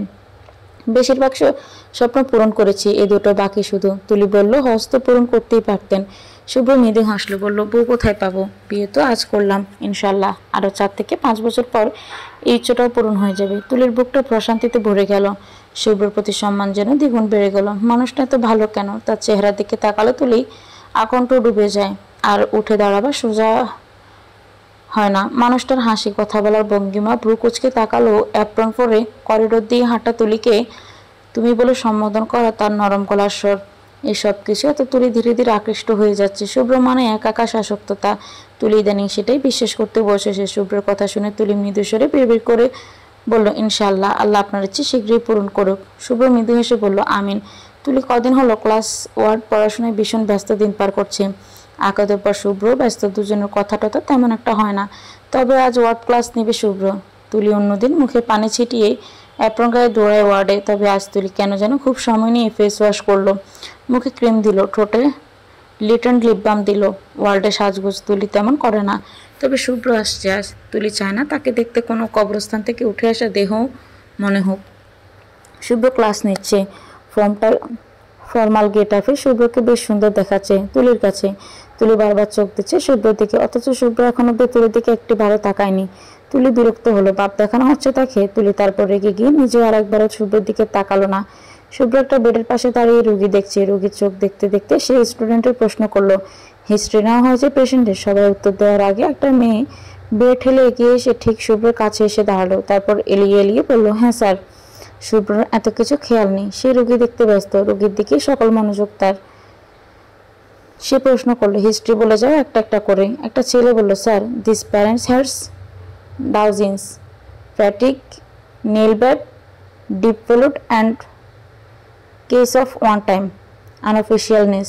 শুভ্র এবার জিব্বা দেখলো রুগীর। মেয়েটা এবার আগ বাড়িয়ে বলল স্যার আমি ওনাকে ফল ফাক্কল খেতে বলেছি, আই থিঙ্ক অ্যানিমিক পেশেন্ট। শুভ্র এবার সোজা হয়ে দাঁড়ালো। তুলি মেয়েটার এত বেলালাপনা দেখে যার পরনায় বিরক্ত, আঙুলের ডগে কলমটা ফিসে ধরল। রাগ ঠেকানোর জন্য নিজেই নিজের দাঁত দিয়ে জিব্বা কামড়ে ধরল। শুভ্র এত সব লক্ষ্য করেনি, তার মাইন্ড আপাতত ডাইভার্ট। শুভ্র মেয়েটাকে বলল এসব আই থিঙ্ক ইউ থিঙ্ক দিয়ে পেশেন্ট চিকিৎসা করবে? এভাবে পেশেন্টকে তার রোগ ডিসাইড করতে পেটাবে ধরে, শিওর হয়ে বলতে পারলে রোগীর চিকিৎসা করবে, না হলে না। Everyone got it. সবাই মাথা নাড়লো। শুভ্র পেশেন্টের দিকে তাকালো এবার, সুন্দর করে মিষ্টি হেসে পেশেন্টকে বলল চাচা আপনার শরীর রক্ত শূন্যতা আছে, ব্লাড ট্রান্সফিউশন লাগতে পারে। আমি সিস্টারকে বলে যাচ্ছি, সে কয়েকটা পরীক্ষা করে আমাকে জানাবে। গ্রামের বৃদ্ধ লোক ভয় পেয়ে গেলেন, বললেন আমি কি মরে যাইবার পারি? শুভ্র মাথায় হাত বুলালো, বলল না চিন্তা নেই, আপনি একদম সুস্থ হয়ে বাড়ি ফিরবেন। এখন রেস্ট নিন, সিস্টার এসে বাকি সব জানাবে আপনাকে। মেয়েটা আবারও আগ বাড়িয়ে এলো। তুলি দূর থেকে কোনা চোখে মেয়েটার দিকে দেখছে দাঁড়িয়ে দাঁড়িয়ে। কি বেয়াদব মেয়ে, শুভ্রর সঙ্গে লাইন মারছে। তুলির ইচ্ছে করছে মুখের উপর মেয়েটাকে কয়েকটা কথা বলে দিতে, সাহস কত তার বড়ের সঙ্গে ঘেঁষাঘেঁষি। তুলি অবাক হলো নিজের ভাবনায়। তুলি কবে থেকে শুভ্রর প্রতি এতটা অধিকার প্রবণ হয়ে পড়ল? অবশ্য হবেই না কেন, পরের ভাগ কেন বাঙালি দিতে চায় না। শুভ্র বলল এবার সবাইকে, আজ বাসার সবাই এনিমিয়া নিয়ে ডিটেলসে পড়বে, ফার্স্ট ইয়ারের পড়া ঝালাপালা করবে আবার। We will found a lot of patient with this case. আজকের মতো ওয়ার্ড শেষ, গো এভরিওয়ান। শুভ্র ওয়ার্ড ছেড়ে চলে গেল। তুলি কি মনে করলো সোজা ব্যাগ নিয়ে বেরিয়ে গেল ওয়ার্ড থেকে। শুভ্র করিডোর দিয়ে হাঁটছে, হাতে ফোন, কাকে কল লাগাচ্ছে। তুলি এক দৌড়ে শুভ্রের পাশে এসে দাঁড়ালো। শুভ্রের পাশে কাকু হঠাৎ উপলব্ধি করে তাকালো। তুলিকে দেখলে শুভ্র অবাক হলো, তারপর হেসে বলকলি ব্যাপার। তুলির সঙ্গে সঙ্গে তুলির শুভ্রের একটা কাছে ঘেঁষে শুভ্রের হাতে একটা চিরকুট ধরিয়ে দিয়ে আবার এক দৌড়ে সামনে চলে গেল। শুভ্র হতভম্ব হয়ে চিরকুট হাতে তুলি যাওয়ার দিকে চেয়ে আছে। মেয়েটা তো উড়নচণ্ডী, শুধু চঞ্চলতা আর চঞ্চলতা। এলো আর গেল, মাঝখানে জ্বর বয়ে গেল। শুভ্র হাতে চিরকুটটার দিকে তাকালো। চিরকুট দেওয়ার কারণ বুঝতে পারলো না শুভ্র। হালকা হেসে চিরকুট করে দেখলো সেখানে খুবই বিশ্রী হাতের লেখায় লেখা, আপনি বিবাহিত। এরপর ওয়ার্ডের ক্লাসে কথা মাথায় রাখবেন প্লিজ। শুভ্র প্রথম দফায় অবাক হয়ে চিরকুটের দিকে চেয়ে থাকলো। চিরকুটের অর্থ বুঝতে তার বেশ সময় লাগলো। যখন বুঝতে পারলো বিস্মিত হলো, বড় বড় চোখে সামনে তাকালো, তুলিকে খুঁজলো। তুলি ততক্ষণে পগার পার। শুভ্র ভ্রুয়ের মাঝখানে আঙুল চেপে ধরে শব্দ করে হেসে ফেলল। তুলিও পারে, লক্ষ্য করেছে। তবে বিয়ে হতে না হতে মেয়েদের মধ্যে বউ বউ ভাব চলে আসা কি কোনো রিফ্লেক্সের মধ্যে পড়ে? হয়তো। শুভ্র গাড়ি ঘুরালো, তারপর গাড়ি থেকে নেমে সোজা বাসায় উঠে কলিং বেল বাজালো। দরজা খুলে দিল এসে এক রমণী। রমণী কেউ না, বরং তুলি। শুভ্র তুলিকে এখানে বাসায় দেখে যার পরানায় অবাক হলো। মুখে হাসি টেনে ভেতরে ঢুকতে ঢুকতে বলল, তুমি এখানে? আম্মু ডেকেছে? শুভ্র ভীষণ ঘেমে আছে। গাড়িতে এসি থাকা সত্ত্বেও সে ঘেমে একাকার। গরম বোধহয় আজকে খুব বেশিই পড়েছে। তুলে রান্নাঘর থেকে এক গ্লাস পানি এনে শুভ্রের সামনে ধরল। শুভ্র পানি হাতে নিয়ে মিষ্টি করে বলল, থ্যাংক ইউ, খুব তেষ্টা পেয়েছিল। তুলি মৃদু হেসে মাথা নাড়ল, বুঝেছি আমি। শুভ্র আরও একবার প্রশ্ন করবে, তার আগে রুম থেকে বেরিয়ে এলেন আফরোজা। শুভ্রকে দেখে তার পাশে গিয়ে বসলেন। শুভ্র মাকে সালাম দিয়ে জিজ্ঞেস করলো, আজকেও তুলিকে পড়া বাদ দিয়ে এখানে ডেকে পাঠিয়েছো আম্মু? ওর সামনে এক্সাম আছে। তুমিও না? আফরোজা কিছু বলবেন তার আগে তুলি শুধরে দেবার ভঙ্গি করে বললেন, না না, আন্টি ডাকেননি, আমি এসেছি। আমার আন্টির সঙ্গে সময় কাটাতে ইচ্ছে হচ্ছিল। শুভ্র তুলির দিকে তাকালো। মায়ের প্রতি তুলির আমার মনোভাব শুভ্রকে আকৃষ্ট করলো ভীষণ। শুভ্র উঠে দাঁড়ালো, পানির গ্লাস সোফার টেবিলে রেখে বলল, আমি ফ্রেশ হয়ে আসি আম্মু, চা পাঠিয়ে দিও প্লিজ। যা তুই, আমি পাঠাচ্ছি। শুভ্র শার্টের বোতাম খুলতে খুলতে রুমে চলে গেল। শুভ্র যেতে আফরোজা তুলির দিকে তাকালেন, বললেন, তুলি যা, চা বানাতে পারিস? শুভ্রকে চা বানিয়ে দিবি তুই? দৌড়ে যা তো। তুলি আফরোজার কথা বলার ধরন দেখে হেসে উঠল। দু হাতে আফরোজাকে শক্ত করে জড়িয়ে ধরে আফরোজার গায়ের খানিক নিয়ে আদর আদর গলায় বলল, আন্টি তোমার কথা শুনলে না আমার খুব আদর আদর লাগে জানো। আফরোজা হাসলেন, বললেন, তাই বুঝি? হ্যাঁ, একদম তাই। তুলি চুমু খেলো আফরোজার গালে। আফরোজা চমকপ্রদ গলায় বললেন, তাহলে আজ থেকে তুইও আদর আদর গলায় আমাকে শুভ্রর মতো আম্মু বলে ডাকিস তো। এই আন্টিটা না কেমন নিরামিষ নিরামিষ লাগে, শুনতে মজা লাগে না আমার। তুলি হেসে ফেলল, কি চমৎকার আবদার, নেই কোনো জোর জবরদস্তি শাসন, শুধু এক বুক নিঃসংকোচ মিষ্টি আবদার। তুলি বলল, ঠিক আছে আম্মু, ডাকবো। এখন যাই, তোমার পুত্রের জন্য চা বানিয়ে নিয়ে যাই। চা না পেলে এখন এই ক্লাস নেওয়া শুরু করবে দুজনের। আফরোজার মনে পড়ল, তিনি তাড়া লাগিয়ে বললেন, দ্রুত যা, দ্রুত যা। তুলি রান্নাঘরের দিকে গেল, আফরোজা পেছন পেছন চললেন। তুলে চা বসিয়েছে চুলায়। আফরোজা একটা চেয়ারে বসে তুলে চা বানানো দেখছেন। মেয়েটা রান্নায় কি পটু, ইয়াসমিন বলেছেন। শুভ্র তুলে চায়ের প্রশংসা করেছিল সেদিন। যাক, রান্না নিয়ে আফরোজার চিন্তা গেল। এখন বউ শাশুড়ি মিলে রান্না করবে না, সঙ্গে কয়েক কাপ চা, বেশ জমবে। আফরোজা তুলির দিকে তাকালেন। তুলে ওড়না কোমরে পেঁচিয়ে চা বানাচ্ছে। আফরোজা হঠাৎ কি মনে করে বললেন, এই তুলি, শাড়ি পরবি? হঠাৎ এই প্রশ্নে তুলি বেবাচাকে খেয়ে গেল। তুলির মনে পড়ল, এ নিয়ে দুবাসে শাড়ির কুচি বেজে শুভ্রর গায়ের উপর পড়েছে। ভাগ্যে শুভ্র দূরে ফেলেছে। দুবারই, না হলে হাত পা ভেঙে কি লজ্জায় কাণ্ড করতাম। তুলি নিজেকে সামলে বলল, আমি শাড়ি সামলাতে পারি না আম্মু, বারবার কুচি বেজে পড়ে যাই। আফরোজা শুনলেন না, বরং তুলির হাত ধরে টেনে নিয়ে নিজের ঘরে যেতে যেতে বললেন, কিছু হবে না, আমি সুন্দর করে শিখিয়ে দেব কিভাবে শাড়ি পরতে হয়। একবার শিখিয়ে দিলে আর কুচি পায়ে লাগবে না। তুলি মৃদু হাসলো। আফরোজা শাড়ি আর 2 কাপ চা আনলেন। তুলি বলল, কিন্তু চা? কিছু হবে না, বলো কাশুক, ততক্ষণে তো শাড়ি পরা হয়ে যাবে। শুভ্র কিন্তু শাড়ি খুব পছন্দ করে জানিস। তুলি লজ্জা পেল, আবার শাড়ি গায়ে শুভ্রর সামনে যাবে। ইস, লজ্জা এক্ষুনি তুলির হাত পা সব ঠান্ডা হয়ে যাচ্ছে। শুভ্রর সামনে দাঁড়াবে কি করে? আফরোজার কথা মতো তুলি চা বানালো শুভ্রর জন্য। চা কাপে ঢেলে নিয়ে যাবে। হঠাৎ আফরোজা থামালেন, বললেন, তুই দাঁড়া তো, তোর মধ্যে কিছু একটা মিসিং। আমি বুঝতে পারছি কি, আমি নিয়ে আসছি ঘর থেকে। তুই চায়ের কাপ হাতে নিয়ে বোকা বোকা চেহারায় মাথা দুলালো।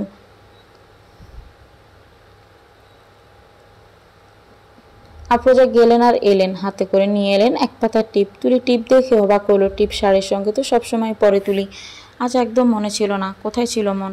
অবশ্যই ইদানিং তুলির মন একটু খুইয়ে খুইয়ে থাকে, কেমন যেন একটা অদ্ভুত অনুভূতি হয় মনের মধ্যে, একটু অন্যরকম অদ্ভুত অনুভূতি। আফরোজা একটা টিপ খুলে তুলির 2 ভ্রুয়ের মাঝখানে সেটে দিলেন। মিষ্টি হেসে বললেন, শাড়ির সঙ্গে টিপ না হলে জমেই না। জানিস তুলি, এই টিপের পাতা অনেক পুরনো। আমার যৌবনকালের টিপের অনেক শখ ছিল।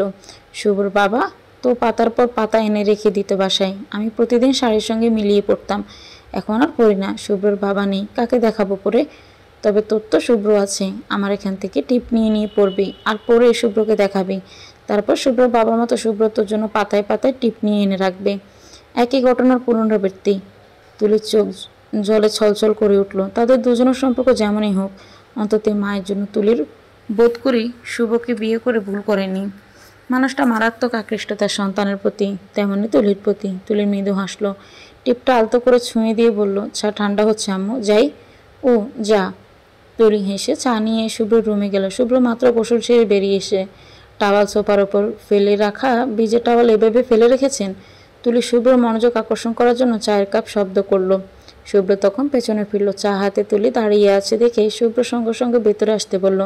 তুলি ভেতরে ঢুকলো। শুভ্র হাত বাড়ালো। তুলি চায়ের কাপ শুভ্র হাতে ধরালো। শুভ্র চায়ের চুমুক দিয়ে সোফায় বসলো। তুলি খানিক এগিয়ে এসে সোফা থেকে ভিজে টাওয়াল তুলে বারান্দায় মিলতে গেল। শুভ্র চা খেতে খেতে দেখলো এসব। মনে মনে আবারও একটু করে তুলির উপর ভালো লাগা জন্মালো। তুলি বারান্দা থেকে ভেতরে ঢুকে শুভ্র ডাকলো, তুলি। তুলি জবাব দেয়, বলুন। শুভ্র মৃদু হেসে বলল, এখনই সংসার গোছানোর এত ইচ্ছে? তুলি বুঝতে পারল না শুভ্রের কথার অর্থ। তুলি প্রশ্ন করলো, সংসার গোছাচ্ছি? নেক্সট টাইম থেকে ভিজে টাওয়াল আর ফেলে রাখবেন না, নিজে বারান্দায় মিলে আসবেন। হবে না। শুভ্রর কথার অর্থ এখন বুঝলো তুলি। সঙ্গে সঙ্গে লজ্জা পেয়ে গেল। আড়ষ্ট ভঙ্গিতে বলল, তেমন কিছু না, অভ্যাস নিয়ে ভাবে সোফা ভিজে যাবে দেখেই। It's okay. কৈফিয়ত কেন দিচ্ছ? এ ঘর তোমারই। তুলির কথা কি যে ভালো লাগলো বলা অসম্ভব। দু চোখে কেবল শুভ্রর দিকে চেয়ে রইল। শুভ্র চা শেষ করলো। চায়ের কাপটি টেবিলের উপর রেখে এগিয়ে এলো তুলির দিকে। শুভ্র এগিয়ে আসে তুলি দেখলো, অথচ আশ্চর্যজনকভাবে তুলি এবার পাও পেছনে ফেলল না, স্থির হয়ে দাঁড়িয়ে রইল নিজের জায়গায়। শুভ্র এগিয়ে এসে মুখোমুখি হলো তুলির। গাঢ় চোখে তুলির দিকে চেয়ে বলল, ডু ইউ মাইন্ড ইফ? পুরো কথাটা শেষ করতে পারল না শুভ্র। তার আগে তুলি মুখ ফুসকে বলে ফেলল, ন। শুভ্র অবাক হলো। বড় বড় চোখে তুলির দিকে চেয়ে তারপর হেসে ফেলল। কি অধৈর্য মেয়েটা। শুভ্র মুখ এগিয়ে আনলো। তুলির বুকের ভেতরটা ডিপ ডিপ করছে, চোখ আবেগে বুঝে যাচ্ছে বারবার। শুভ্র মুখ সরালো আচমকা, হাত উঁচু করে তুলির দুব্রুয়ের মাঝখানের আঙুল চাপলো। তুলির সঙ্গে সঙ্গে চোখ বুজে ফেলল। শুভ্র তুলির টিপ সোজা করে দিল। তুলি অবাক হয়ে চোখ খুলল। শুভ্র হালকা হেসে দাঁড়ালো। তুলি ফেল ফেল চোখে শুভ্রের দিকে চেয়ে আছে। শুভ্র মৃদু হেসে বলল, টিপ সোজা করে পড়বে, বাঁকা করলেও সমস্যা নেই। এই শুভ্র স্কেল মেপে সোজা করে দেওয়ার জন্য আছে। তুলি কিছুক্ষণ শুভ্রের দিকে এভাবেই চেয়ে রইল। শুভ্র তাকালো। পরপর তুলির হুঁশ ফিরল। দৌড়ে ঘর থেকে ছুটে পালালো। দরজার ওপাশে সে দরজায় হাত রেখে জোরে জোরে শ্বাস ফেলতে লাগলো। শুভ্র বোধহয় তুলিকে শ্বাসকষ্ট দিয়েই মেরে ফেলবে, এমনভাবে কথা বলে যে তুলির দুনিয়া এফোড় ওফোড় হয়ে যায়। হঠাৎ দরজার ওপাশ থেকে শুভ্র বলে ওঠে, আমি তোমায় দেখতে পাচ্ছি তুলি।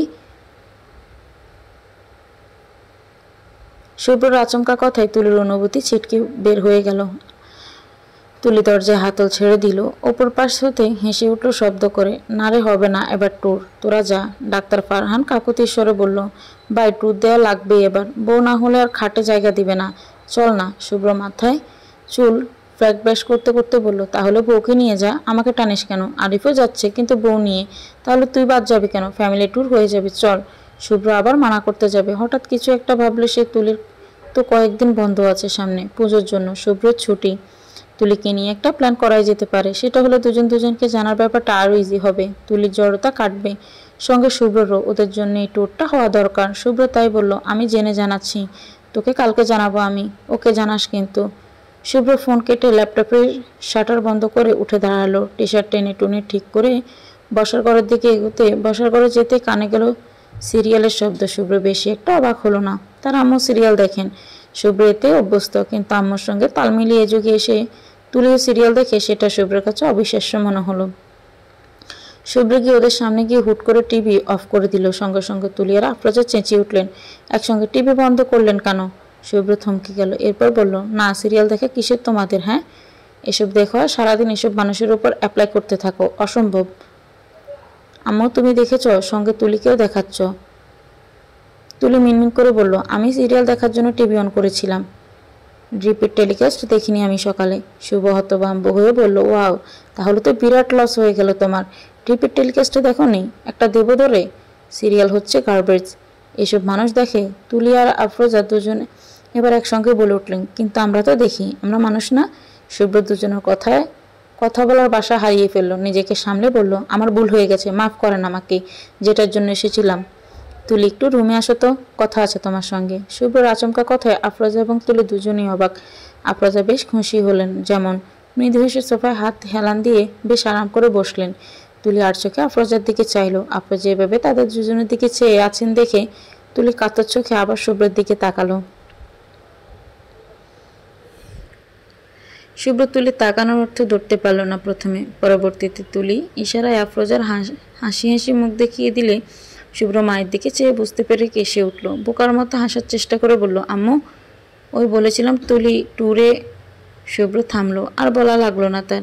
আফরোজা সোজা হয়ে বসলেন, তুলির দিকে চেয়ে গম্ভীর গলায় বললেন, তুলি শুভ্র ঘরের বিছানার চাদরটা ময়লা হয়ে গেছে, এখন গিয়ে চাদরটা উঠিয়ে বিনে রেখে দে, বুয়া এসে ধুয়ে দিবে। তুলি শুনলো, মনে মনে হাসলো, কি সুন্দর বাহানা। শুভ্র লজ্জা পেল, মায়ের সামনে শুভ্র তুলিকে এভাবে ডাকা উচিত হয়নি, বুঝতে পারলো সে। নতমুখে মাথা চুলকে নিজের ঘরে চলে গেল। তুলিয়ে গেল কিছু সময় পর। দুজন যেতে আফরোজা আবার টিভি চালালেন। তুলি শুভ্র ঘরের দরজায় টোকা দিল, আসবো? শুভ্র ঘরের ভেতর পায়চারি করছিল। তুলির আওয়াজ শুনে হাঁটা থামিয়ে চটজলদি বলল, এসো এসো। তুলি মাথায় শাড়ির আঁচল তুলে ভেতরে ঢুকলো। শুভ্র তুলিকে দেখে অপ্রস্তুত গলায় প্রশ্ন করলো, সরি, আসলে আম্মুর সামনে ছিল, আমার মাথায় ছিল না, ব্যাপারটার জন্য আমি সরি, নেক্সট টাইম খেয়াল রাখবো। তুলি মৃদু হেসে মাথা নাড়ল। তুলি ভেবেছিল শুভ্র হয়তো ব্যাপারটা হেসে উড়িয়ে দিবে, তথাকথিত ঠোঁট কাটা পুরুষের ন্যায় মায়ের সামনে এভাবে বলাকে স্বাভাবিক মনে করবে, কিন্তু শুভ্র তাকে ভুল প্রমাণিত করলো। মায়ের সামনে শুভ্র বড্ড নম্র এবং ভদ্র। ঘরের ভিতরে স্বামী স্ত্রী যেভাবেই থাকুক, কথা বলুক, একে অপরের কাছাকাছি থাকুক, গুরুজনের সামনে সেসব প্রকাশ করা তুলির ব্যক্তিগতভাবে পছন্দ নয়। এটা যেমন তুলির অপছন্দ, তেমনই শুভ্ররও নয়। তুলির শুভ্র এই ব্যাপারটা ভালো লাগলো ভীষণ। তুলি বলল, ঠিক আছে, প্রথম প্রথম ভুল হয়ে যায়, নেক্সট টাইম দুজনেই খেয়াল রাখবো। আচ্ছা বলেন এবার কি বলতে ডেকেছিলেন? শুভ্র বলল, হ্যাঁ, তোমার পূজার বন্ধ কবে? তুলি অবাক হয়ে প্রশ্ন করলো, কেন? কবে থেকে শুরু আর কবে অবধি আমাকে বলো। তুলি হাতে গুনে দেখলো, তারপর বলল, শুরু হবে পরশু থেকে, 23 দিন থাকবে বন্ধ। Wow, great. শুভ্রকে খুশি হতে দেখা গেল ভীষণ। সব কেটে কুটে হাতে কমপক্ষে 20 দিন তো থাকবে, ঘুরতে সর্বোচ্চ লাগলে 1 সপ্তাহ, বাকিটা সময় তুলি পড়াশোনায় দিতে পারবে। আর শুভ্র ছুটি মাত্র 10 দিন, সব মিলিয়ে ট্যুর পরিকল্পনা করা যেতেই পারে। শুভ্র এবার তার কথা তুললো, তুলি কোথাও বেড়াতে যেতে চাও এ বন্ধে? একা আমার সঙ্গে? তুলি রীতিমতো চোখ ভরকে গেল। শুভ্রের কথা বুঝতে বেশ সময় লেগে গেল তার। যখন বুঝলো লজ্জায় মিশেই গেল। বিয়ের পর তাদের এভাবে ঘুরতে যাওয়া কি হানিমুনে বলে আখ্যায়িত করবে তুলি? তুলি উত্তর করলো না, মাঠের দিকে চেয়ে স্থির দাঁড়িয়ে রইল। শুভ্র বুঝতে পারলো না তুলির মতিগতি। শুভ্র ধীরে পায়ে 2 কদম এগিয়ে এসে বলল, কি তুলি, যেতে চাও না আমার সঙ্গে? তুলি অন্যদিকে চাইল, বুকটা আবার ডিপ ডিপ করছে, মনে হচ্ছে লজ্জায় কান দিয়ে গরম ধোয়া বের হচ্ছে। তুলি অন্য পাশে মুখ ঘুরিয়ে নিয়ে আস্তে করে বলল, যাব। শুভ্র তুলির সম্মতি শুনে খুব বেশি খুশি হয়েছে। শুভ্র বলল, আমার বন্ধুরাও যাবে আমাদের সঙ্গে, তাদের ওয়াইফ নিয়ে। ওরা ওদের মতো ঘুরবে, আমরা আমাদের মতো, বাট যাবো একসঙ্গে, তুমি কমফোর্ট ফিল করবে। এই যে শুভ্র, আমরা আমাদের এই শব্দগুলো বারবার ব্যবহার করছে। তুলির কানে যেন এই শব্দগুলো মধু ছেটাচ্ছে।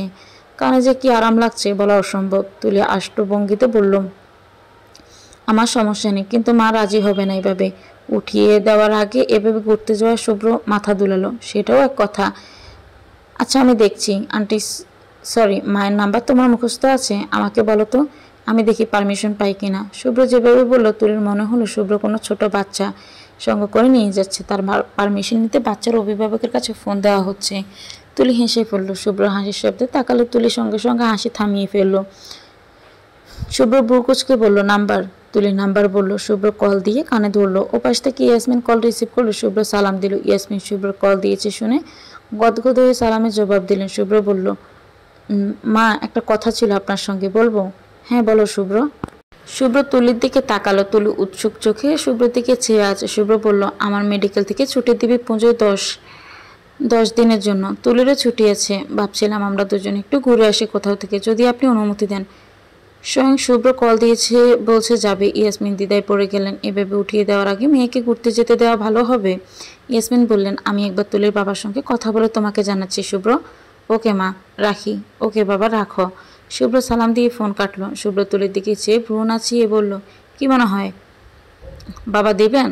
তুলি শুভ্র বাবার মার এসব কথার মধ্যে আটকে যাওয়া দেখে হেসে ফেলে বলল, কষ্ট হচ্ছে না বাবা মা ডাকতে? শুভ্র হাসলো বোকার মতো, মাথা চলকে বলল, সেরকম কিছু না, প্রথম প্রথম অভ্যাস নেই, ধীরে ধীরে ঠিক হয়ে যাবে।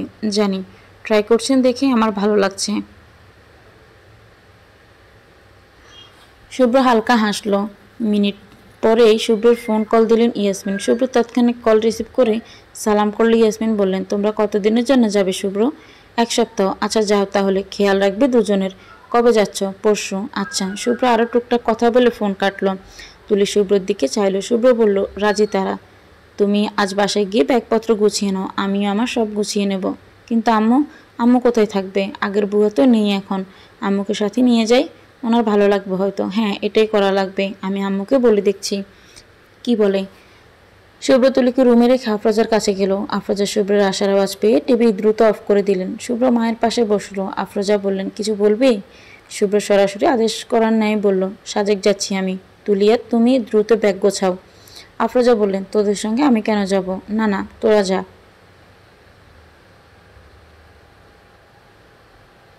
কেন?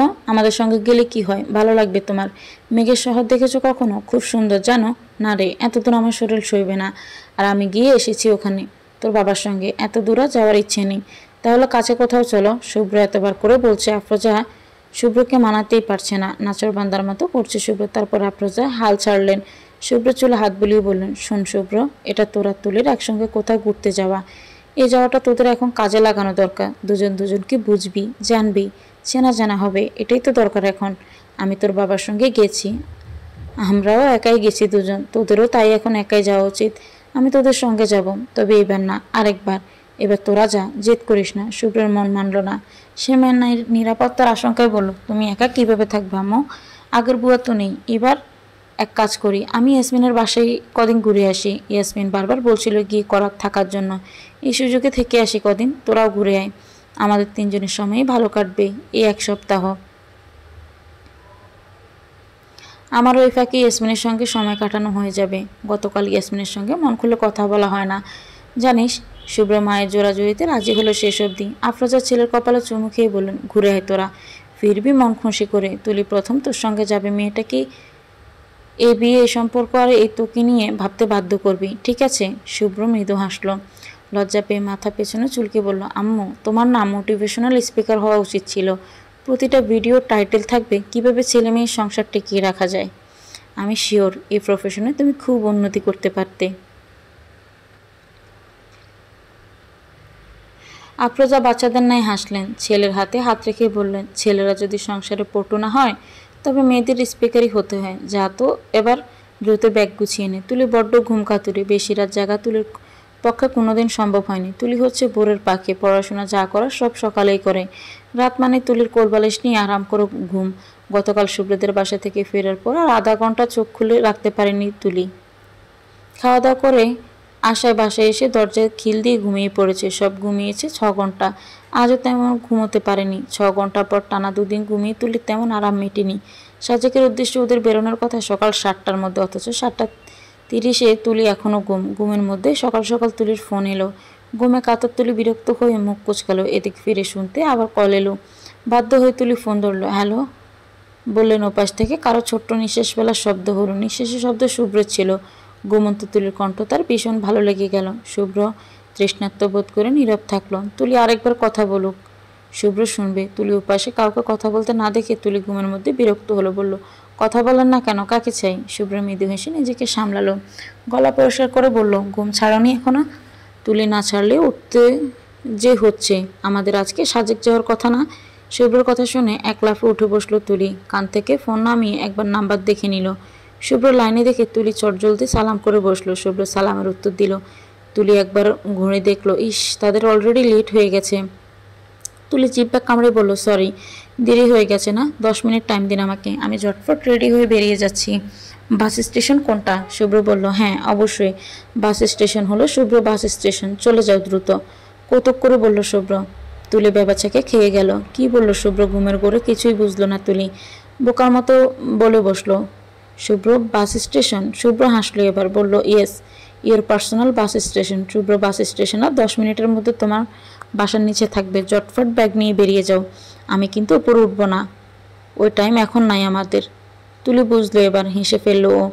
বলল, ওকে। তুলি ফোন কেটে এক লাফে উঠে বসলো বিছানা থেকে। ছটপট বিছানা গুছিয়ে মায়ের রুমে গেল। ইয়াসমিন জুবাইরকে জড়িয়ে ধরে ঘুমোচ্ছেন।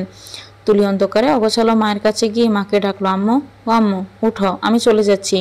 ইয়াসমিন কয়েকবার ডাকার পর চোখ খুললেন। তুলিকে মাথার পাশে এলোমেলো চুলে দাঁড়িয়ে থাকতে দেখে ভয়ে উঠে বসলেন। তুলি বলল, শুভ্র স্যার এসেছেন, আমাকে নিচে নামতে বলছেন। ঘুমের ঘোরে ইয়াসমিন ভুলেই বসলেন তুলির যাওয়ার কথা। বললেন, তুই আবার কই যাবি? তুলি বিরক্ত হলো। টি টেবিল থেকে ইয়াসমিনের চশমা নিয়ে চোখে পরিয়ে দিল।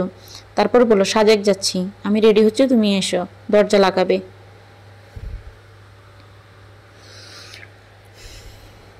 তুলি কথাটা বলে দৌড়ে দিয়ে নিজের রুমে চলে গেল। একটু পরে ইয়াসমিন ঘুমের ঘোরে হেলে দুলে একটা সিদ্ধ ডিম নুন দিয়ে মাখিয়ে নিয়ে এসে তুলির ঘরে বিছানায় বসলেন। তুলি গোসল করে নতুন জামা পরে বের হলো। আয়নায় দাঁড়িয়ে চুল ঝাড়ছে। এই ফাঁকে ইয়াসমিন ডিমটা মুখে তুলিকে খাইয়ে দিলেন। তুলি কোনোরকম ডিমটা খেয়ে হেয়ার ড্রায়ার দিয়ে চুল শুকিয়ে চুল কাটা বেঁধে নিল। মুখে সাধারণ সাজ। এসবের মধ্যে শুভ্রর কল এলো। হ্যালো, শেষ তোমার? তুলি জবাব দিল, হ্যাঁ, বের হব। হ্যাঁ, নিচে আছি আমি। তুলি কল কেটে ব্যাগ নিয়ে বাইরে গেল। ইয়াসমিন দরজার সামনে তুলির শরীর ধোয়া পরে ফু দিয়ে দিলেন। তারপরে বললেন, সাবধানে যাবি, আর শুভ্রের সঙ্গে কোনো প্রকার বেয়াদবি করবি না। ওখানে গিয়ে তোর শাশুড়িকে কল দিয়ে জানাবি যে তোরা পৌঁছেছিস। শুভ্রর খেয়াল রাখবি। শাশুড়িকে কল করে করে বারবার জিজ্ঞেস করবি, মায়া বাড়বে তার। খাওয়া দাওয়া ঠিকঠাক মতো করবি। ব্যাগে মেডিসিন আছে, অসুস্থ হলে মেডিসিন নিবি। বারবার করে বলে দিচ্ছি, শুভ্রকে নারাজ করবি না। চিল্লাপাল্লা দৌড়ঝাঁপ করবি না একদম। তুলি এসব উপদেশ শুনে এক পর্যায়ে বিরক্ত হয়ে বলল, শুভ্র স্যারকে নিয়ে তোমার এত চিন্তা আম্মু? কই, আমাকে নিয়ে তো এত চিন্তা নেই। ইয়াসমিন হেসে বললেন, যখন নিজের মেয়ে বিয়ে দিবি তখন বুঝবি। তুলি পায়ে জুতো পড়তে পড়তে বলল, সে অনেক দেরি। আচ্ছা, আসি এখন, ভালো থাকবে, বাই। তুলি গাড়ির সামনে এসে শুভ্র ড্রাইভিং সিট থেকে নেমে তুলির জন্য দরজা খুলে দিল। শুভ্রের এই ছোট্ট কাজে তুলি খুশি হলো ভীষণ। মৃদু হেসে গাড়িতে উঠলো। গাড়ি চলছে। শুভ্র বলল, আমরা এখন আরিফের বাসায় যাচ্ছি। ওখান থেকে মেনলি বড় গাড়ি করে যাব সবাই, ঠিক আছে? সকালে তীব্র বাতাসে তুলির চুল উঠছে, বারবার শুভ্রর মুখের উপর পড়ছে। তুলির চুল থেকে বেশ সুন্দর একটা স্মেল আসছে। আজ বোধহয় শ্যাম্পু করেছে তুলি। শুভ্র চোখ বন্ধ করে নাক টেনে গ্রান নিল কিছু সময়। আরও কিছু সময় নেওয়ার ইচ্ছে ছিল, কিন্তু চুলের খোঁচার জন্য ড্রাইভিং করা যাচ্ছে না। তাই শুভ্র নিজেকে সামলে বলল, তুলি, তোমার চুল। তুই জানালা থেকে মুখ সরিয়ে পাশে চাইল। শুভ্রের মুখে সব চুল উঠছে দেখে তুলি অপ্রস্তুত হয়ে সব চুল ঠিক করে খোপা করতে করতে বলল, সরি, আসলে আমার চুল অনেক সিল্কি, বাদলেও ঠিক জায়গায় থাকে না। শুভ্র ডান হাতে ড্রাইভিং করতে করতে তুলির দিকে তাকালো, বলল, আমার মন্দ লাগেনি, পার্সোনালি আমার সিল্কি চুল ভালো লাগে। তুমি লজ্জা পেয়ে হাসলো। শুভ্র ড্রাইভ করছে। তারা এখন মহাখালীর দিকে যাচ্ছে। দেখতে দেখতে তুলির নজর শুভ্রের হাতের দিকে চলে গেল। সাদা শার্টের হাতা ফোল্ড করে কোনো অবধি তুলে রাখা। দৃষ্টিগত হচ্ছে শুভ্রের হাতে পুরুষারের লোম। এক হাতে ড্রাইভ করার কারণে হাতের পেশি ফুলে আছে। আলাদা রকমের সুন্দর লাগছে শুভ্রের ড্রাইভিং অবস্থায়। শুভ্র লক্ষ্য করলো তুলি শুভ্রের হাতের দিকে চেয়ে আছে। শুভ্র বারণ করলো না, শুধুমাত্র মৃদু হাসলো। শুভ্র আর তুলি দাঁড়িয়ে আছে এই মুহূর্তে ডাক্তার আরিফের নিজস্ব মহাশখালী বাসার সামনে। ডাক্তার ফারহানা এবং তার ওয়াইফও এখানেই। তুলিকে তার আজ প্রথম দেখবেন, ছাত্রী হিসেবে নয়, শুভ্রের বউ হিসেবে। আরিফ এবং ফারহান দুজনেই শুভ্রের খুব ক্লোজ। কাবিনের দিন এদের বলা হয়েছিল আসার জন্য, দুজনেই শহরের বাইরে থাকায় আসতে পারেনি। আজ তুলিকে দেখে তারা কেমন প্রতিক্রিয়া জানাবে তা ভাবলে শুভ্র নার্ভাস হয়ে যাচ্ছে। মেডিকেলের most arrogant egoistic doctor Umair Hossain Shubhra শেষ অবধি তার ছাত্রীকে বিয়ে করলো। পুরো ব্যাপারটাই তো লজ্জার। শুভ্র মনে মনে নিজেকে প্রস্তুত করছে কিভাবে তুলিকে তাদের সঙ্গে পরিচয় করিয়ে দিবে। শুভ্র কলিং বেল বাজানোর আগে তুলিকে বলল, তুলি। তুলি শুভ্রের দিকে তাকালো। তারপর শুভ্র কিছু বলার আগে তুলি বলল, স্যাররা কি রিয়াকশন দিবেন ভাবলে ভয় লাগছে আমার। আমি এভাবে কিছু হবে না, ভয় পেও না। তুমি সুন্দর করে জাস্ট সালাম দিবে, বাকিটা আমি সামলে নেব। তুলি আশ্বস্ত হয়ে মাথা নাড়ালো। শুভ্র কলিং বেল বাজালে তারপর আরও একবার তুলির দিকে চেয়ে বলল, ডোন্ট ওয়ারি, আমি আছি না। তুলি আবার হাসলো। শুভ্র যখন এভাবে ম্যাজিক বয়েজে কথা বলে তুলি হারিয়ে যায়, তখন মনে হয় তুলি এই পৃথিবীতে মহাকাশ অবধি জয় করতে জানে। দরজা খুলো ডাক্তার আরিফ, তার সঙ্গে দাঁড়িয়ে আছে ডাক্তার ফারহান। তারা শুভ্রকে দেখে হাই হ্যালো করবে, তার আগে দুজনের চোখ গেল পাশে নত মুখে দাঁড়িয়ে থাকা তুলির দিকে। তুলি হালকা আওয়াজে দুজনকে সালাম করলো। শুভ্র এগিয়ে এসে দুজনকে মেনলি হাক করলো। তবে তুলিকে একবার দেখে দুজনের কারোরই এই জড়িয়ে ধরার দিকে মন নেই। দুজনেই অবিশ্বাস্য চোখে তুলির দিকে চেয়ে আছে। শুভ্র সরে এসে তুলির কাঁধে হাত রাখলো। কাঁধে প্রথম কোনো পুরুষের স্পর্শ তুলির চোখ তুলে চাইল। দু চোখে বেশি উঠে শুভ্র নামক এক দায়িত্ববান সুপুরুষ। শুভ্র তুলিকে নিজের কাছে হালকা টেনে আনলো। তারপর মৃদু হেসে দুজনের সঙ্গে পরিচয় করে দিল, ওকে, মিট মাই ওয়াইফ মিসেস প্রত্যাশা হোসেন তুলি।